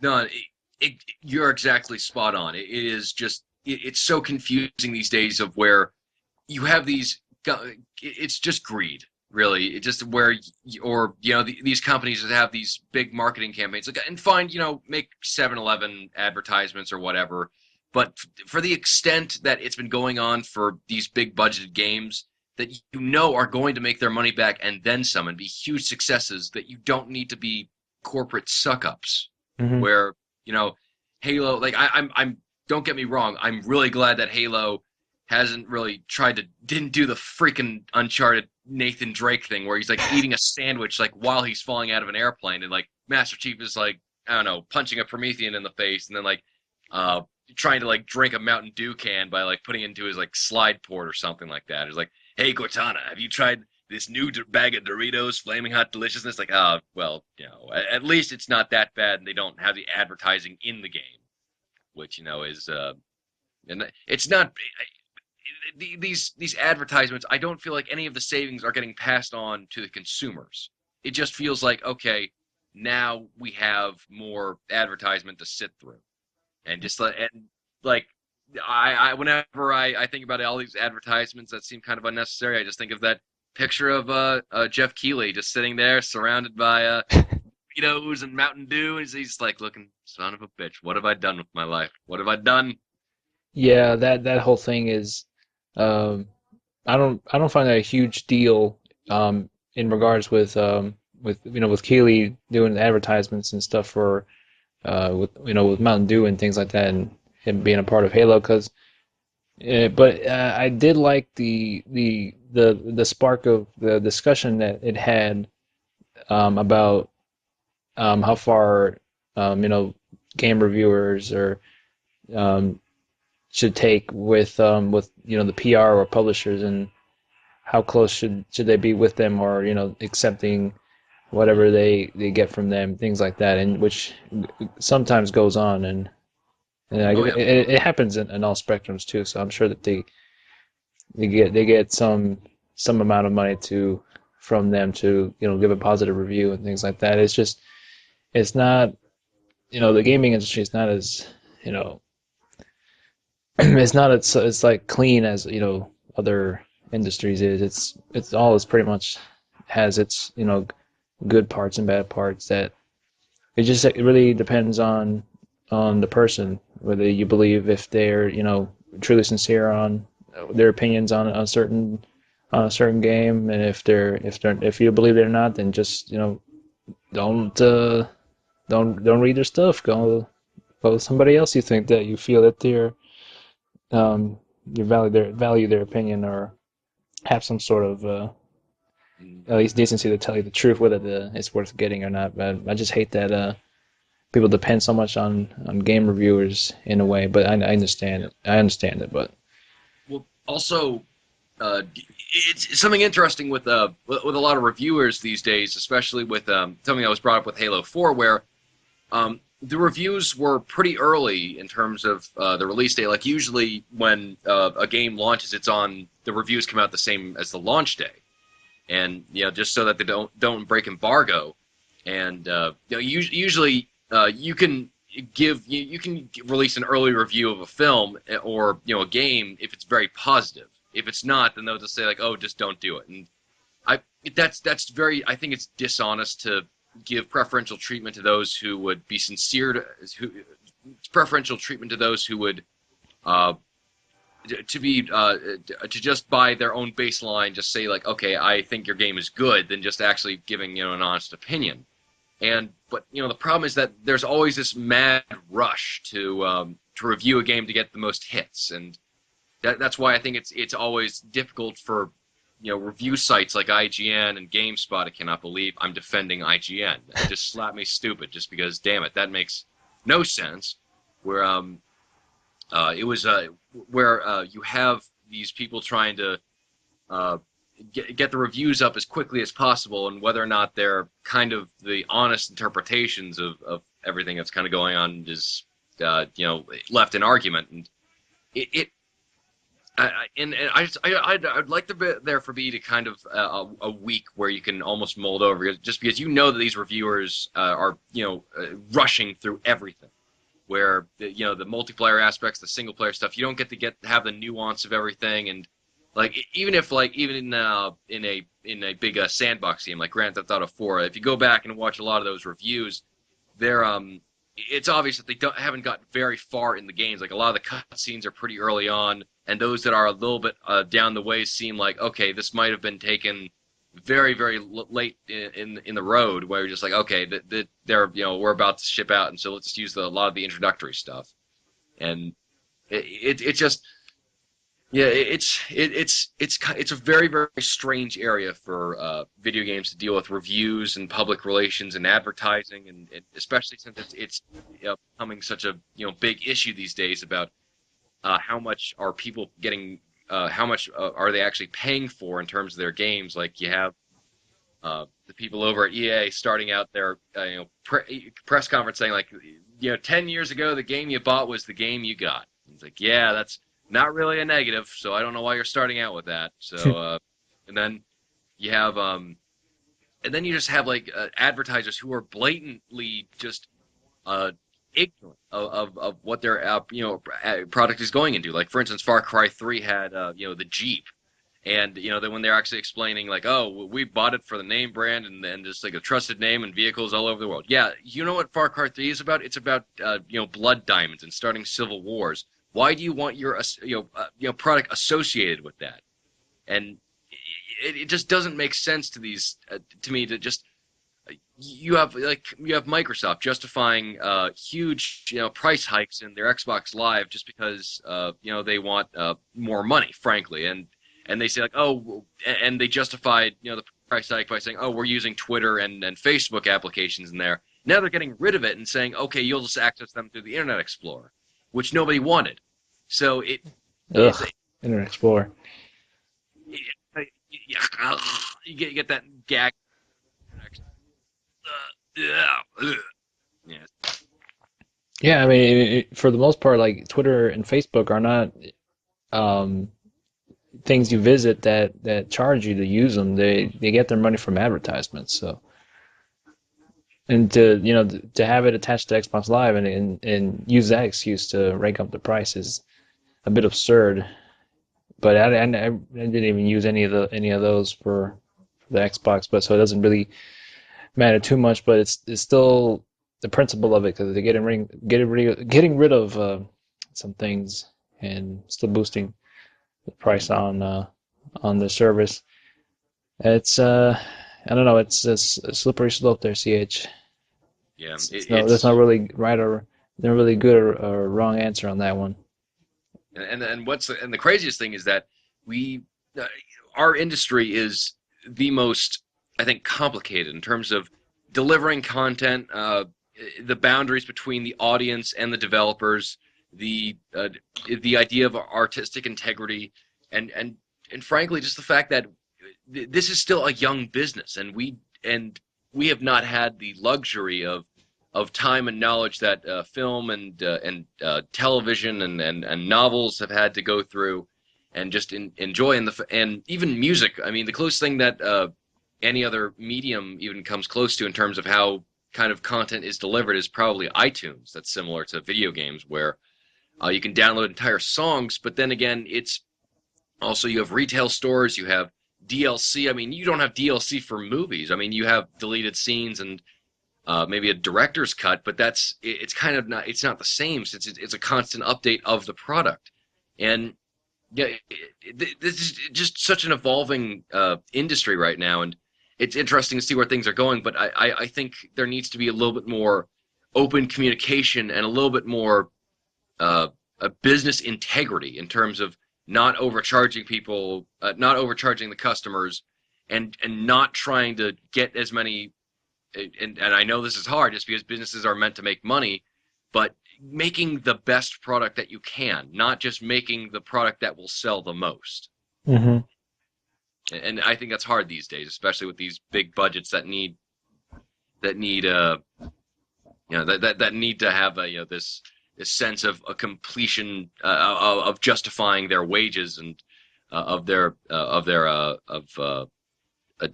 budgets. But then you have like Resident Evil 6. You don't need to have. You didn't really. They didn't even need to do that. I mean, because they had people who love Resident Evil 6 by the name alone, and then you're going to have people who just buy the product anyway. So what was the point of trying to do all that nonsense with like the Gears of War shooting segments and the cover system that doesn't work? It it's right now, the business, like, creatively, I think we're at the best pinnacle point of video games, where we're starting to see some really creative and innovative games. But business sense, I think we're at the lowest point right now, just because we really don't have any idea about what to do.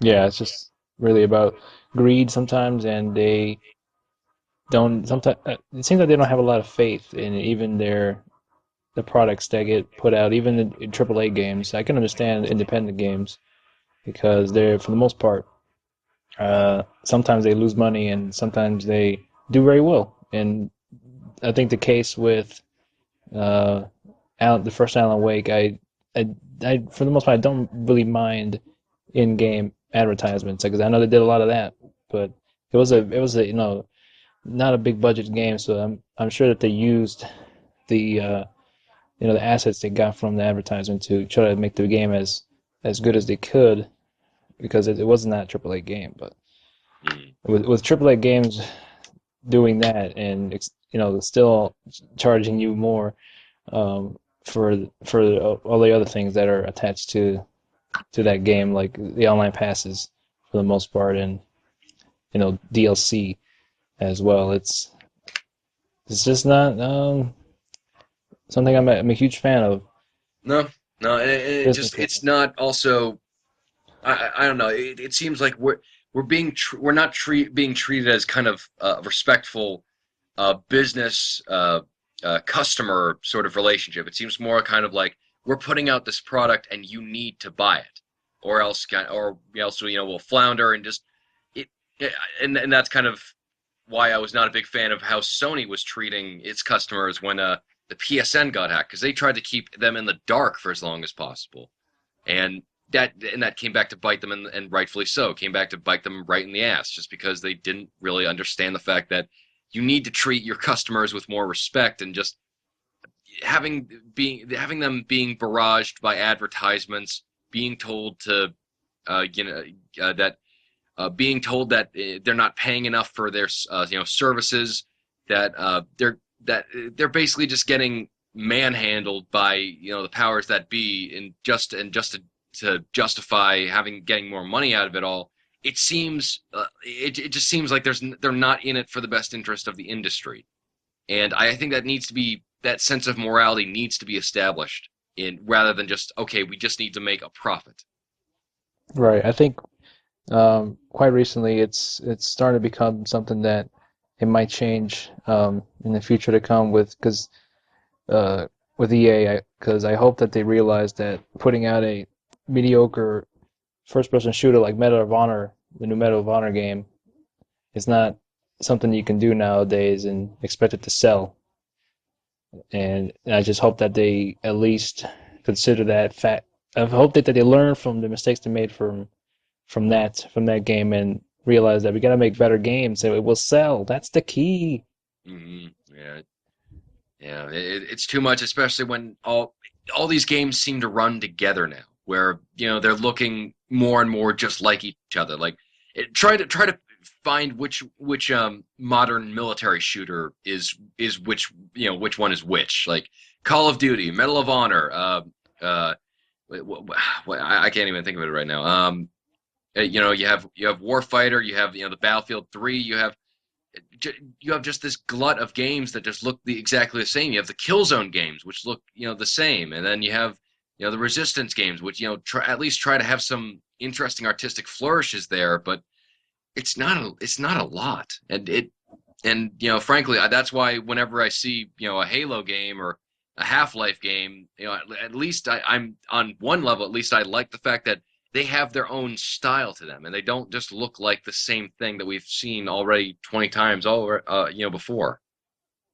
Yeah, and with that being available to fans of first-person shooters, they can probably get into that more than Call of Duty. They might get burnt out by it and want to try something different, and that's where games like that have their own unique look to them, like Borderlands and Halo. That opens up newer avenues to try something different with first-person shooters rather than the same old thing that comes out every year that a lot of publishers try to emulate, but they can never match the same sales as Call of Duty because that's regardless of what you think of it, that's what it is. It's gonna be something that's gonna be being successful every year. Yeah, I mean, It makes money. Call of Duty. I'm sorry. It makes money. I don't know if eventually I think it will get burnt out, just like the music games. Yep. But don't quote me on that. I mean, you have Activision and EA who are kind of known for taking products and developers and franchises and kind of running them into the ground. I think people will eventually get wisen up to the Call of Duty and I'm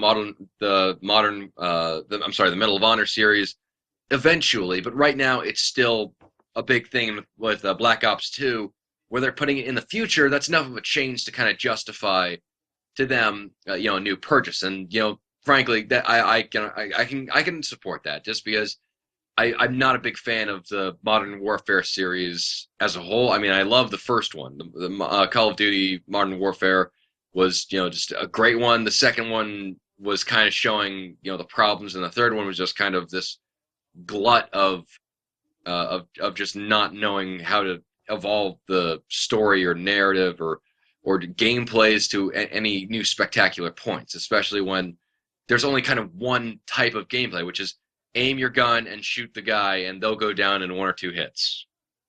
At least I'll give them credit that they did something different with the first Black Ops, which I Yeah, was pleasantly surprised by when I played it. It's Treyarch. Yeah, because it, and then they're expanding upon that by doing it at least they're doing something different, and not keeping it I guess back in the past or in the in the present.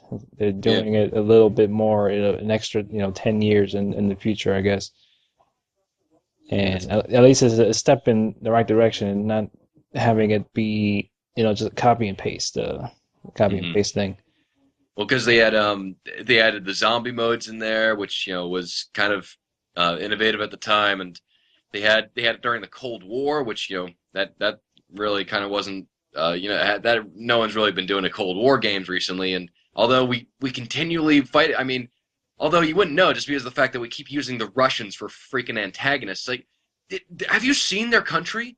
They are not exactly ready and raring to go for another world war. So why the heck are we using them as political fodder? Oh yes, that's because we're not terrified of them. Because like if we try to like the closest game that even tried to criticize anything was Homefront, which did the North Korea enemies who were originally supposed to be Chinese, but they decide like, oh, we don't want to piss off the wrong people, so everyone hates the North Koreans because basically they are GI Joe villains at this point in time, where they constantly on a frequent basis tell the the people there that their leaders control the weather. They think that they're the military might of the entire North Korean uh, country is basically the X-Men. And frankly, I want to see that as the next X-Men movie, just Kim Jong Il and Kim Jong Un facing off against Magneto with their powers to control the weather. Got my ticket. Oh yeah, and it's uh, but anyway, as I was saying, it's that we're so afraid of not of straying away. We're so afraid of straying away from what we're comfortable with. We're kind of wallowing in the stagnation, and it's really just too bad. And frankly, I think that we can do a lot better. Oh yeah, most definitely. So, I don't have anything else on that, but you want to get into the questions Sure. Yeah. before we wrap up? Uh, Going on and talking about the questions. Pierre Molyneux has kind of criticized Nintendo that they haven't really been innovative, and that this is the he wins the award of the pot calling the kettle black, and the man who said that the on-rails shooter of Fable: The Journey wasn't on rails, and that he keeps saying the next Fable will be awesome, and that's not true, and just the man who promises the world and only delivers a small town. You know, it's I don't know. He has some interesting points, like the fact that um, the Wii U is going to be interesting just because uh, the gamepad is a lot of competition in terms of the Wii U interface and in comparison to the a big HD TV. But then again, he isn't really the leading industry player in terms of how to successfully deliver off a product where everyone says, oh, that's innovative, fresh, and new, and that's in no way contrary to what you promised before. So that's just it. Yeah, we'll see what happens. It's coming out later this month. I can't believe it. We'll see how it does. And I don't know. At least Microsoft was somewhat smart enough to actually put out that smart glass before the Wii U has come out. So maybe if it does well, the smart glass will do probably well as the same. We'll see if the touchpad kicks off something newer to do with games. But yeah, I know it pretty much, it was an obvious statement, but he is correct. I don't think that Nintendo has done a lot of original things for quite a while. They're always uh, they're always leaning on the same products for quite a while with Mario and Zelda, especially and what are the other ones? What are the other ones? Mario, Zelda, Star Fox, Metroid. I want to say F-Zero, maybe, but yeah, and Kirby. Yeah. Yeah, just I mean they've been there. They've been around. Mario's been around a lot of consoles, so Mhm. He's been everywhere, man. He's been everywhere. I love. Jumping on And some Goombas and punching a guy in the face. I love me some Mario's as much as the next guy or gal, but I don't know. They're definitely one that could benefit on doing newer IPs. I know they're getting a little bit better, at least with um, getting the rights to Bayonetta 2. Oh yeah. At least doing something right, doing a newer IP for the system, rather than put out the Zelda. I don't know how many times on different platforms. Yeah. It, it's yeah, but as long as Nintendo owns those, big franchises, they're not going to exactly be spreading the wealth to anyone else just because they're making them some bank. Sure, of course. I wonder if it's the same as some movies where if they don't put out the product for X number of years that they lose the license to it. That would be interesting to see, but I'm I'm pretty sure that's not the case. As long as they renew their license for it, I don't think it's like Sony with the Spider-Man movies where they need to actually make a Spider-Man product for them to retain their copyright. But it goes back to their home copyright place with Marvel. Right. So yeah, that's the case. But I don't know. It's they're trying at least something a bit different with some of the launch titles. See how the Zombie U does. Oh yeah. Well, at least that's a new thing, even though it's zombies and we've been there before. But at least I like the idea behind it. So yeah. Yeah. At least I don't give them any hate for that. At least they're doing something that's out of their realm, Hmm. adding HD to their consoles, which is not a gimmick. Anyone who says that is crazy because HD it makes things that much more amazing. Yeah. Oh, well, I mean, here's hoping that, that here's hoping that the next batch of games that come out from these companies and maybe from even Peter Molyneux himself will be able to be as good as the promises and hopes and dreams that everyone has put on them. We'll see. We'll see. Mhm. We shall see. So, how about we traverse on over to the questions for episode 120? Ba, ba, da, ba, ba, ba, ba, da. Yeah, Ultimate Snyder Man, he asks. What video game characters would you invite over for Thanksgiving? Got a variety of those. Hmm. Oh yeah. I would say to carve the turkey, Marcus Phoenix. With that damn chainsaw gun, you know that everyone's going to get a nice slice of turkey. Probably not. Mostly, probably launched onto their shirt, just because of the fact that that chainsaw gun is not exactly accurate in terms of slicing. Mm-hmm. But yeah, have him there to carve up the turkey.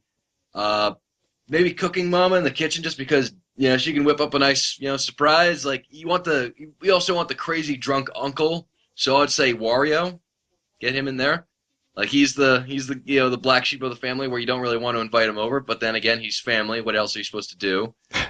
Um, let's see. Who do you think will make the best? I don't know if it's universal, but I might be the rare exception. I do enjoy a good carrot cake and what is the other one that people don't like as much that they don't really speak of for that You are that's alone attached to on that Thanksgiving. point. What is it? What is it? Goddamn. Coconut. No. Um, it's gonna come to me. I'm just gonna I gotta think of things, but I think maybe Francis York Morgan for some to serve us some coffee right after. That would be great. Yeah, Francis York Morgan for making the coffee. Oh. I maybe gets like some of the characters from Harvest Moon to work in the backyard to make some like parsley or some oregano, plant them in there, just like something fresh. And then also you need to have that cousin who tells too many not safe for work jokes. So I would say Leisure Suit Larry to bring in there. Just because like he's like, hey, I met this girl one time and whoa, I tell you, he's like going into that one, and then oh wait, you gotta get. Trying to think of the archetypes of the Thanksgiving meal. Let's see. You got the drunk uncle. Like, everybody who they love. I don't know. Hmm. Still trying to figure out the name of that cake. Carrot cake was that one, and then coconut cake. Key lime pie. I don't think I don't even think it's attached to Thanksgiving. What is the Christmas cake? Oh oh, it's a fruit cake. Fruit cake. I like Yeah. fruit cake. I'm the rare Oh, okay. exception. I've never tried fruit cake. Ain't that bad. Haven't had it for a while, so I might delve into it again. and I think I'm also that way about like I think I'm the only one. I'm in the minority who enjoys candy corn, where people say like, oh, this is terrible, and they're like, yeah, it's actually pretty good. And then I'm not one of those guys who like chocolate and mints together, like a peppermint patty or something like that, where it's like, oh, it's chocolate and a mint. You can enjoy both. It's like a transformer in your mouth. It's like, I'm good. I don't know why. I just never liked mint with chocolate. I like them separately, but I don't like them together. Yeah, I understand. I'm at the part with the point with chocolate and mint is I like to have them on rare occasions, not for Halloween candy, not really, but every now and then, and yeah, sometimes they give you that in some restaurants too. So I don't completely mind it, but I can't get behind candy corn. Okay, yeah. I know I'm in the minority on just the candy corn, just because it has a very A bit weird consistency where it's almost like chalk when you bite into it, but it's like it's a little bit more solid than chalk. So it's like, this I don't know what to make of this, but I don't know why I love it so much, and that makes me sad that I wasn't able to enjoy it for this Halloween. I bet you're really happy with when you're the only one that enjoys uh getting candy corn Oh yeah. from the people that don't give up the good candy. It's like, yay, candy corn. Absolutely. I absolutely I love getting any candy corn that anyone doesn't want, and so I'm just enjoying that one when I was whenever I was trick or treating in the previous years. But like anybody, it's a fact. Anybody who gives out for Halloween, when they give out mints, toothbrushes, um, or just like they have like give out apples or raisins. And it's yeah, they are getting toilet paper over their house. That is not even a debatable subject right now. I invite Bayonetta over there over the Thanksgiving dinner, just to have someone that's scantily clad for Thanksgiving dinner and have her hair eat all the turkey, and then we all go. Come on, we gotta go eat a Chinese restaurant. Yeah, people, yeah, that's a great fact that people forget. It's just like, okay, yeah, she's a very gorgeous lady, but we're all forgetting the fact that her entire suit is made out of hair. So it's like, that seems a little bit unhealthy. Like I assume she needs to get like one of those like dog brushes to, yeah, for the entirety of herself, just because like I assume she gets like a lot of dust and a lot of like excess, like I don't even know, like stones in her like pant leg area of her hair, and just like it would probably be a little bit more disgusting than our imaginations would be led to believe about her. The hygienics of having hair that turns into a suit. Mm-hmm. Might Uh, be keeping you nice and warm during the winter. And then for football, because you have to have a little game of football that's going on. I would say Tossing the pigskin. yeah. Oh, Duke Nukem. You got John St. John in there, and he's like, yeah, I'm here to eat turkey and throw a football, and I've already eaten the turkey. And then he's like, you just tossing that pigskin around, and he's like, hey, Bayonetta, nice cans. And then he's like, keeps going back to what he does. I certainly like to see the interactions between him and Bayonetta. That'd be something worth paying the price of admission for. Tarantino would need to write that scene. There's no other ifs, ands, or buts about One bad dude against one bad chick. it. So yeah, good characters for the Thanksgiving special. We would also need to have I, I would say like what would be a good character who like the hosts have been trying to be nice, like this the celebration's winding down, everyone's going home, except you have that one person who just won't take the hint and go home, and just like is still talking to the host and hostess about about his life and or her life, and just like won't leave them alone. I'm trying to think, what character would that be? That sounds like more like Duke Nukem. No, I've got it. Otacon from Metal Gear Solid. Oh I no, he's gonna give us all sad stories, and we're all gonna feel bad during dinner. Then I peed myself in front of the man who looked like a ninja. It was crazy.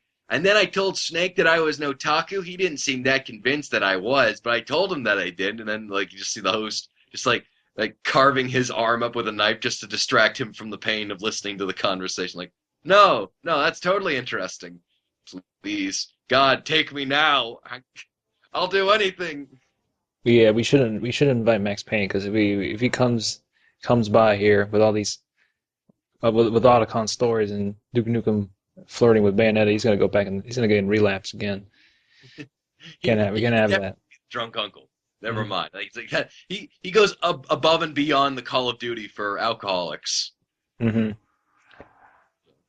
So, thank you, Mr. Snyderman, for that good question. And now we Thanks. move on to Stanley Kubrick, who asks, "What is your opinion on this rather intrusive technology which Microsoft has patented and is potentially in the Connect 2 slash Xbox 720, which allows Microsoft to view console users?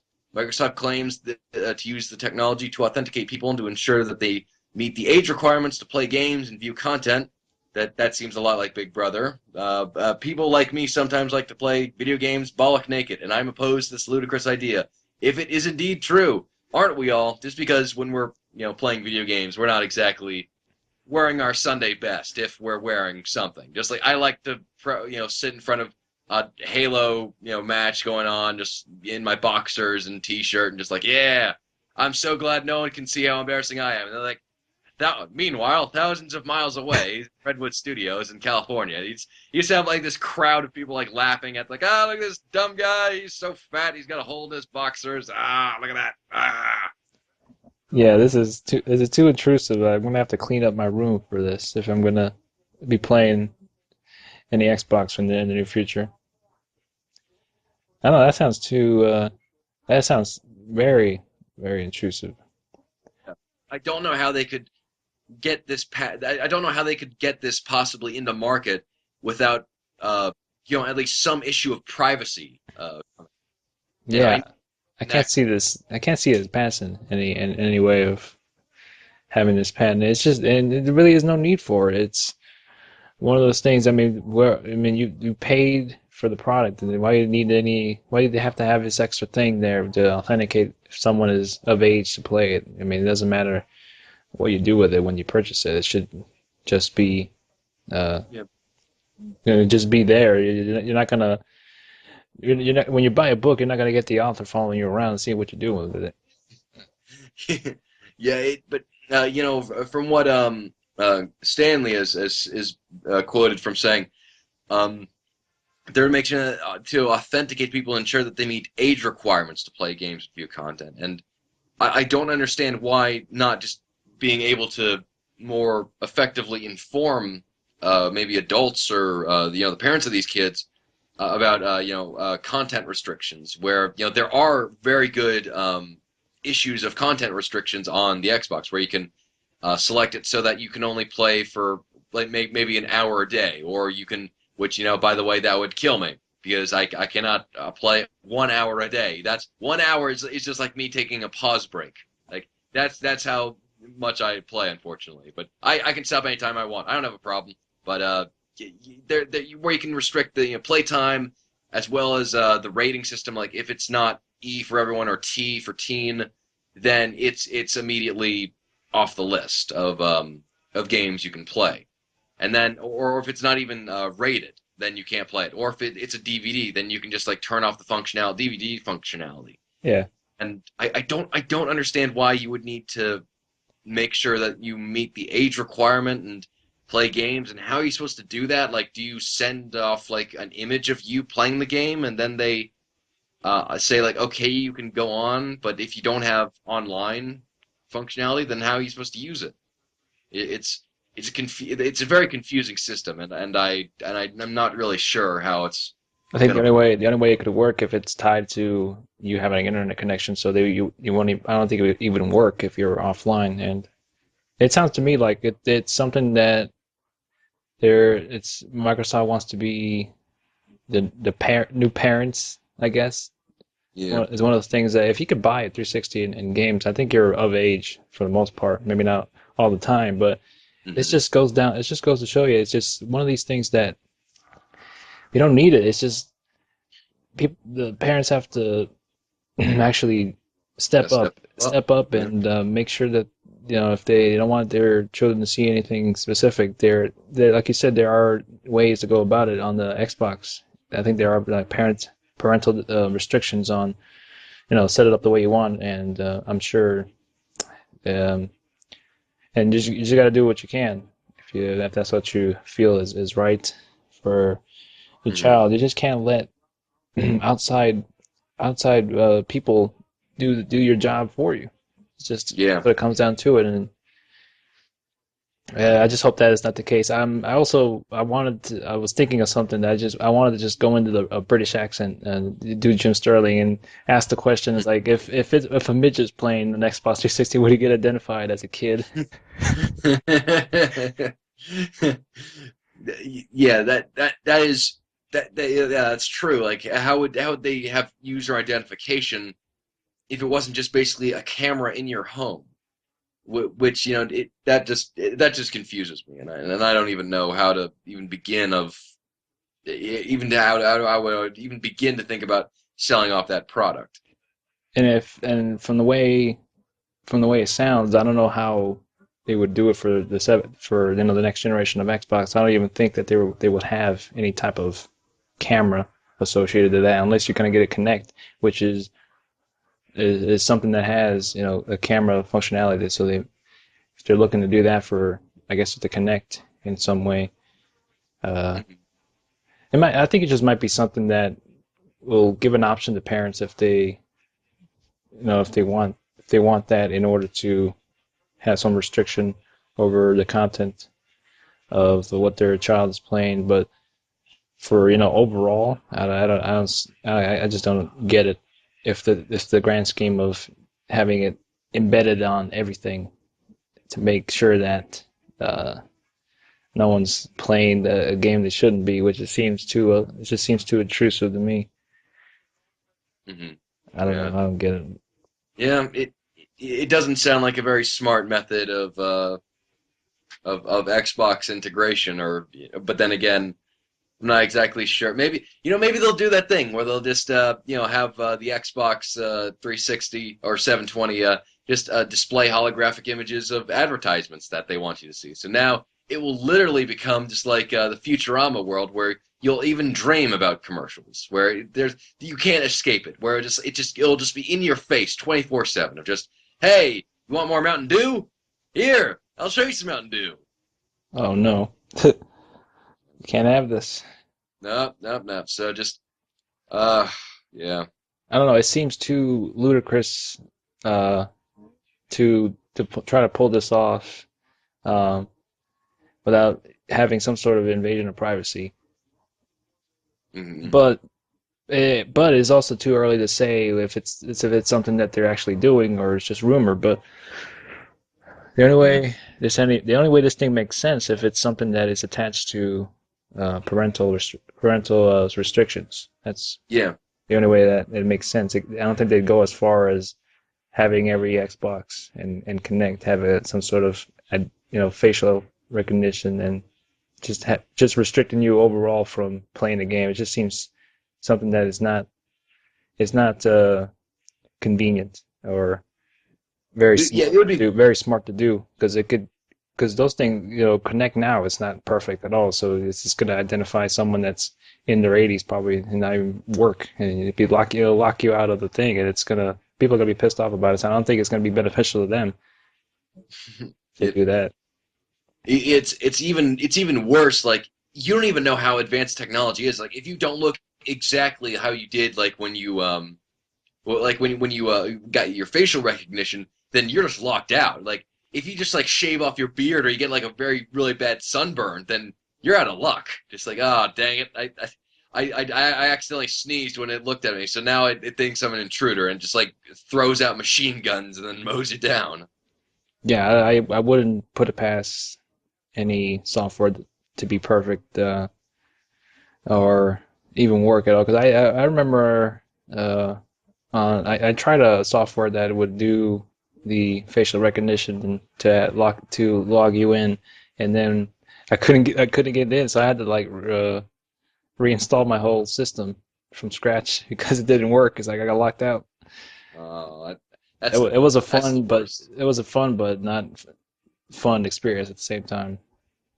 It was interesting, but it didn't work at all. But the fingerprint one surprisingly does. Just swiping your finger over this area of the laptop, it actually surprisingly works to log you in instead of having to type in your login password because you're lazy. But you just swipe your finger and it logs you in. But that's as far as technology that I've witnessed work. No webcam facial recognition that I've tried has ever worked.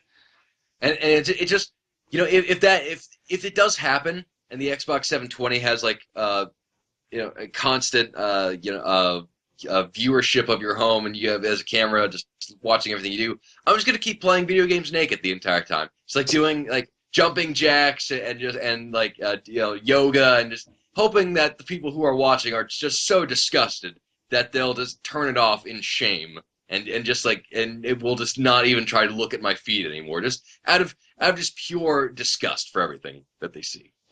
That'll show them. That oh yeah. We'll start a naked movement. The naked freedom movement of retake Connect 2 is now the new movement. Right, right, yeah. I don't know. It's too early to say, but at the same time, it doesn't seem very logical or beneficial for them to do that because there's going to be some problems. With big companies, they always try to avoid any type of lawsuits whatsoever. So it Mhm. might not be something beneficial to them, or they might still be able to get away with it. Maybe they have some sort of line in their terms of use that that you don't nobody reads and will probably allow them to do that. But I can't see it happening unless it's tied to the system itself and it's programmed to do that. Then that's not too bad. If it's used for parental reasons, Oh yeah, I guess that's fine. like if it's optional for parents to use, then that's more than fine. Like the, but for anything else, it seems overstepping its boundaries. So I hope it's not the case, and I hope the next Xbox is a good invention. Same here. So thanks, Stanley, for the question. Yes, indeed. And that yeah, just about wraps up the podcast for today. Once we delve into question, that's when we're near the end. And so other than Yeah. that, any final words, CH? Any words of Uh, wisdom? um. Don't leave butter out in the sun. And for the love of God, if you see a girl with a seashell bikini, don't hold her up to your ear because you'll only hear her screaming for help. I think we can learn that lesson Hmm. and take it to heart and Oh yeah. be sure to tend the rabbits and always check your pockets before washing your pants. I I act yeah I've done that terribly before. Just where I had like an entire deck of Yu-Gi-Oh cards when I was younger, and it's like well, and me and my cousin were actually just going. I think through the kitchen into the garage, and we had to pass by the laundry room. And so when we passed by, we just see all these cards on the ground. It's like, what the hell is this? Like, well, I left my cards in there. Shoot. Well, we're screwed. All right, that I guess I'm just throwing all these away. And so that was it for that. And you know, Oh just my always check God. your pockets. That's a good rule of thumb. Yeah, I remember I was so into that and now that they're not even really worth much and you can get those Egyptian god cards, which I always wanted when at the time when they introduced them, the Egyptian god cards for very cheap. I almost bought one, but out of just saying that, yeah, I got it after all these years. It's like, no, I can't get into this again. This is just cards. I can make one. I I absolutely love the fact that the most popular rendition of Yu-Gi-Oh these days is actually the parody series that is online of the Yu-Gi-Oh Abridged series, which I watched a couple of episodes of it and it made me laugh my ass off just because it is just pointing out how shoddy the animation is, how ludicrous the plot points are, and just there's a lot of pop culture references, of course, but it's mostly very very good comedy writing. Oh yeah, I even knew it was silly, but I still watched it and enjoyed the hell out of it. Where the I s world was based around children's card games. Yeah, just that concept itself is ridiculous, but I still have a soft heart, a soft space in my heart for that, and on that nostalgia there. Oh yeah. Yeah, I have seen the Bridge series, a couple episodes. I don't know if they're still doing it. I watched that and the Sailor Moon one. Oh, okay. I think they like, isn't it like they have a lot of those abridged series for almost every single anime that's been brought over to America? Yeah, I don't think it's done by the same people, but it's a lot of people have taken that Hmm. idea of the abridged series and used it for just different kind of anime shows. I know there's a Pokemon one too, but Well, so no, yeah, that's pretty good. may Yeah, I it's might check that out again. But thank you for thank you for being an excellent host with me today, my friend, and for all of you out there, I hope that we've proven to be entertaining and enlightening, and frankly, just incredibly handsome men talking about excellent things about video games. So just please subscribe to us on iTunes. You can also go to our group page on spill.com and ask us questions. You can go to our Twitter page at Splinter47 and myself at ch_Gorog. And if you want to support us financially, go to audible.com/Blythumbs for a free uh, membership where to audible.com, where every month you'll be given a new credit, free of charge, no charge. Nothing's better than free. And you can download any audiobook that you want on their repertoire lists. I told you, man, it's sold out. We sold out, man, but you know what? I would sell out in a heartbeat again just because I'm still using those great audible.com audiobooks, and especially the recently I was listening to Proof of Heaven, which is a nice spiritual book about a neurosurgeon who basically discovers heaven. So it's a very interesting book for myself because I'm a little bit of the I have a little bit of spiritualism in me, and that was just an interesting read for me. Cool. Fantastic. So, yep. So, just help support us. And is there anything else that I've forgotten? No, that's about it. The main points there, iTunes and the page on Spill and Twitter and all that. All the goodness there is available on our show notes. And as usual, I always provide the links to uh, the iTunes stuff and our Twitter and everything else we pretty much mentioned there, along with the Audible link. And yeah, that's about it. All right. Well, thank you, ladies and germs, for making sure that you to have tuned in today, and thank you for sending in your questions and your comments. We read all of them, and just thank you very much for listening. Yeah, we're also going to try out some small Let's Plays after the podcast if we still have enough time for that, and we'll see if we're going to do Portal 2 co-op. This might be the last podcast you'll be listening to. Yeah, who knows? It just we'll try to do that, and I look forward to playing some Let's Play. So let's get to it. All right, everybody, have a good one. All right, Tom.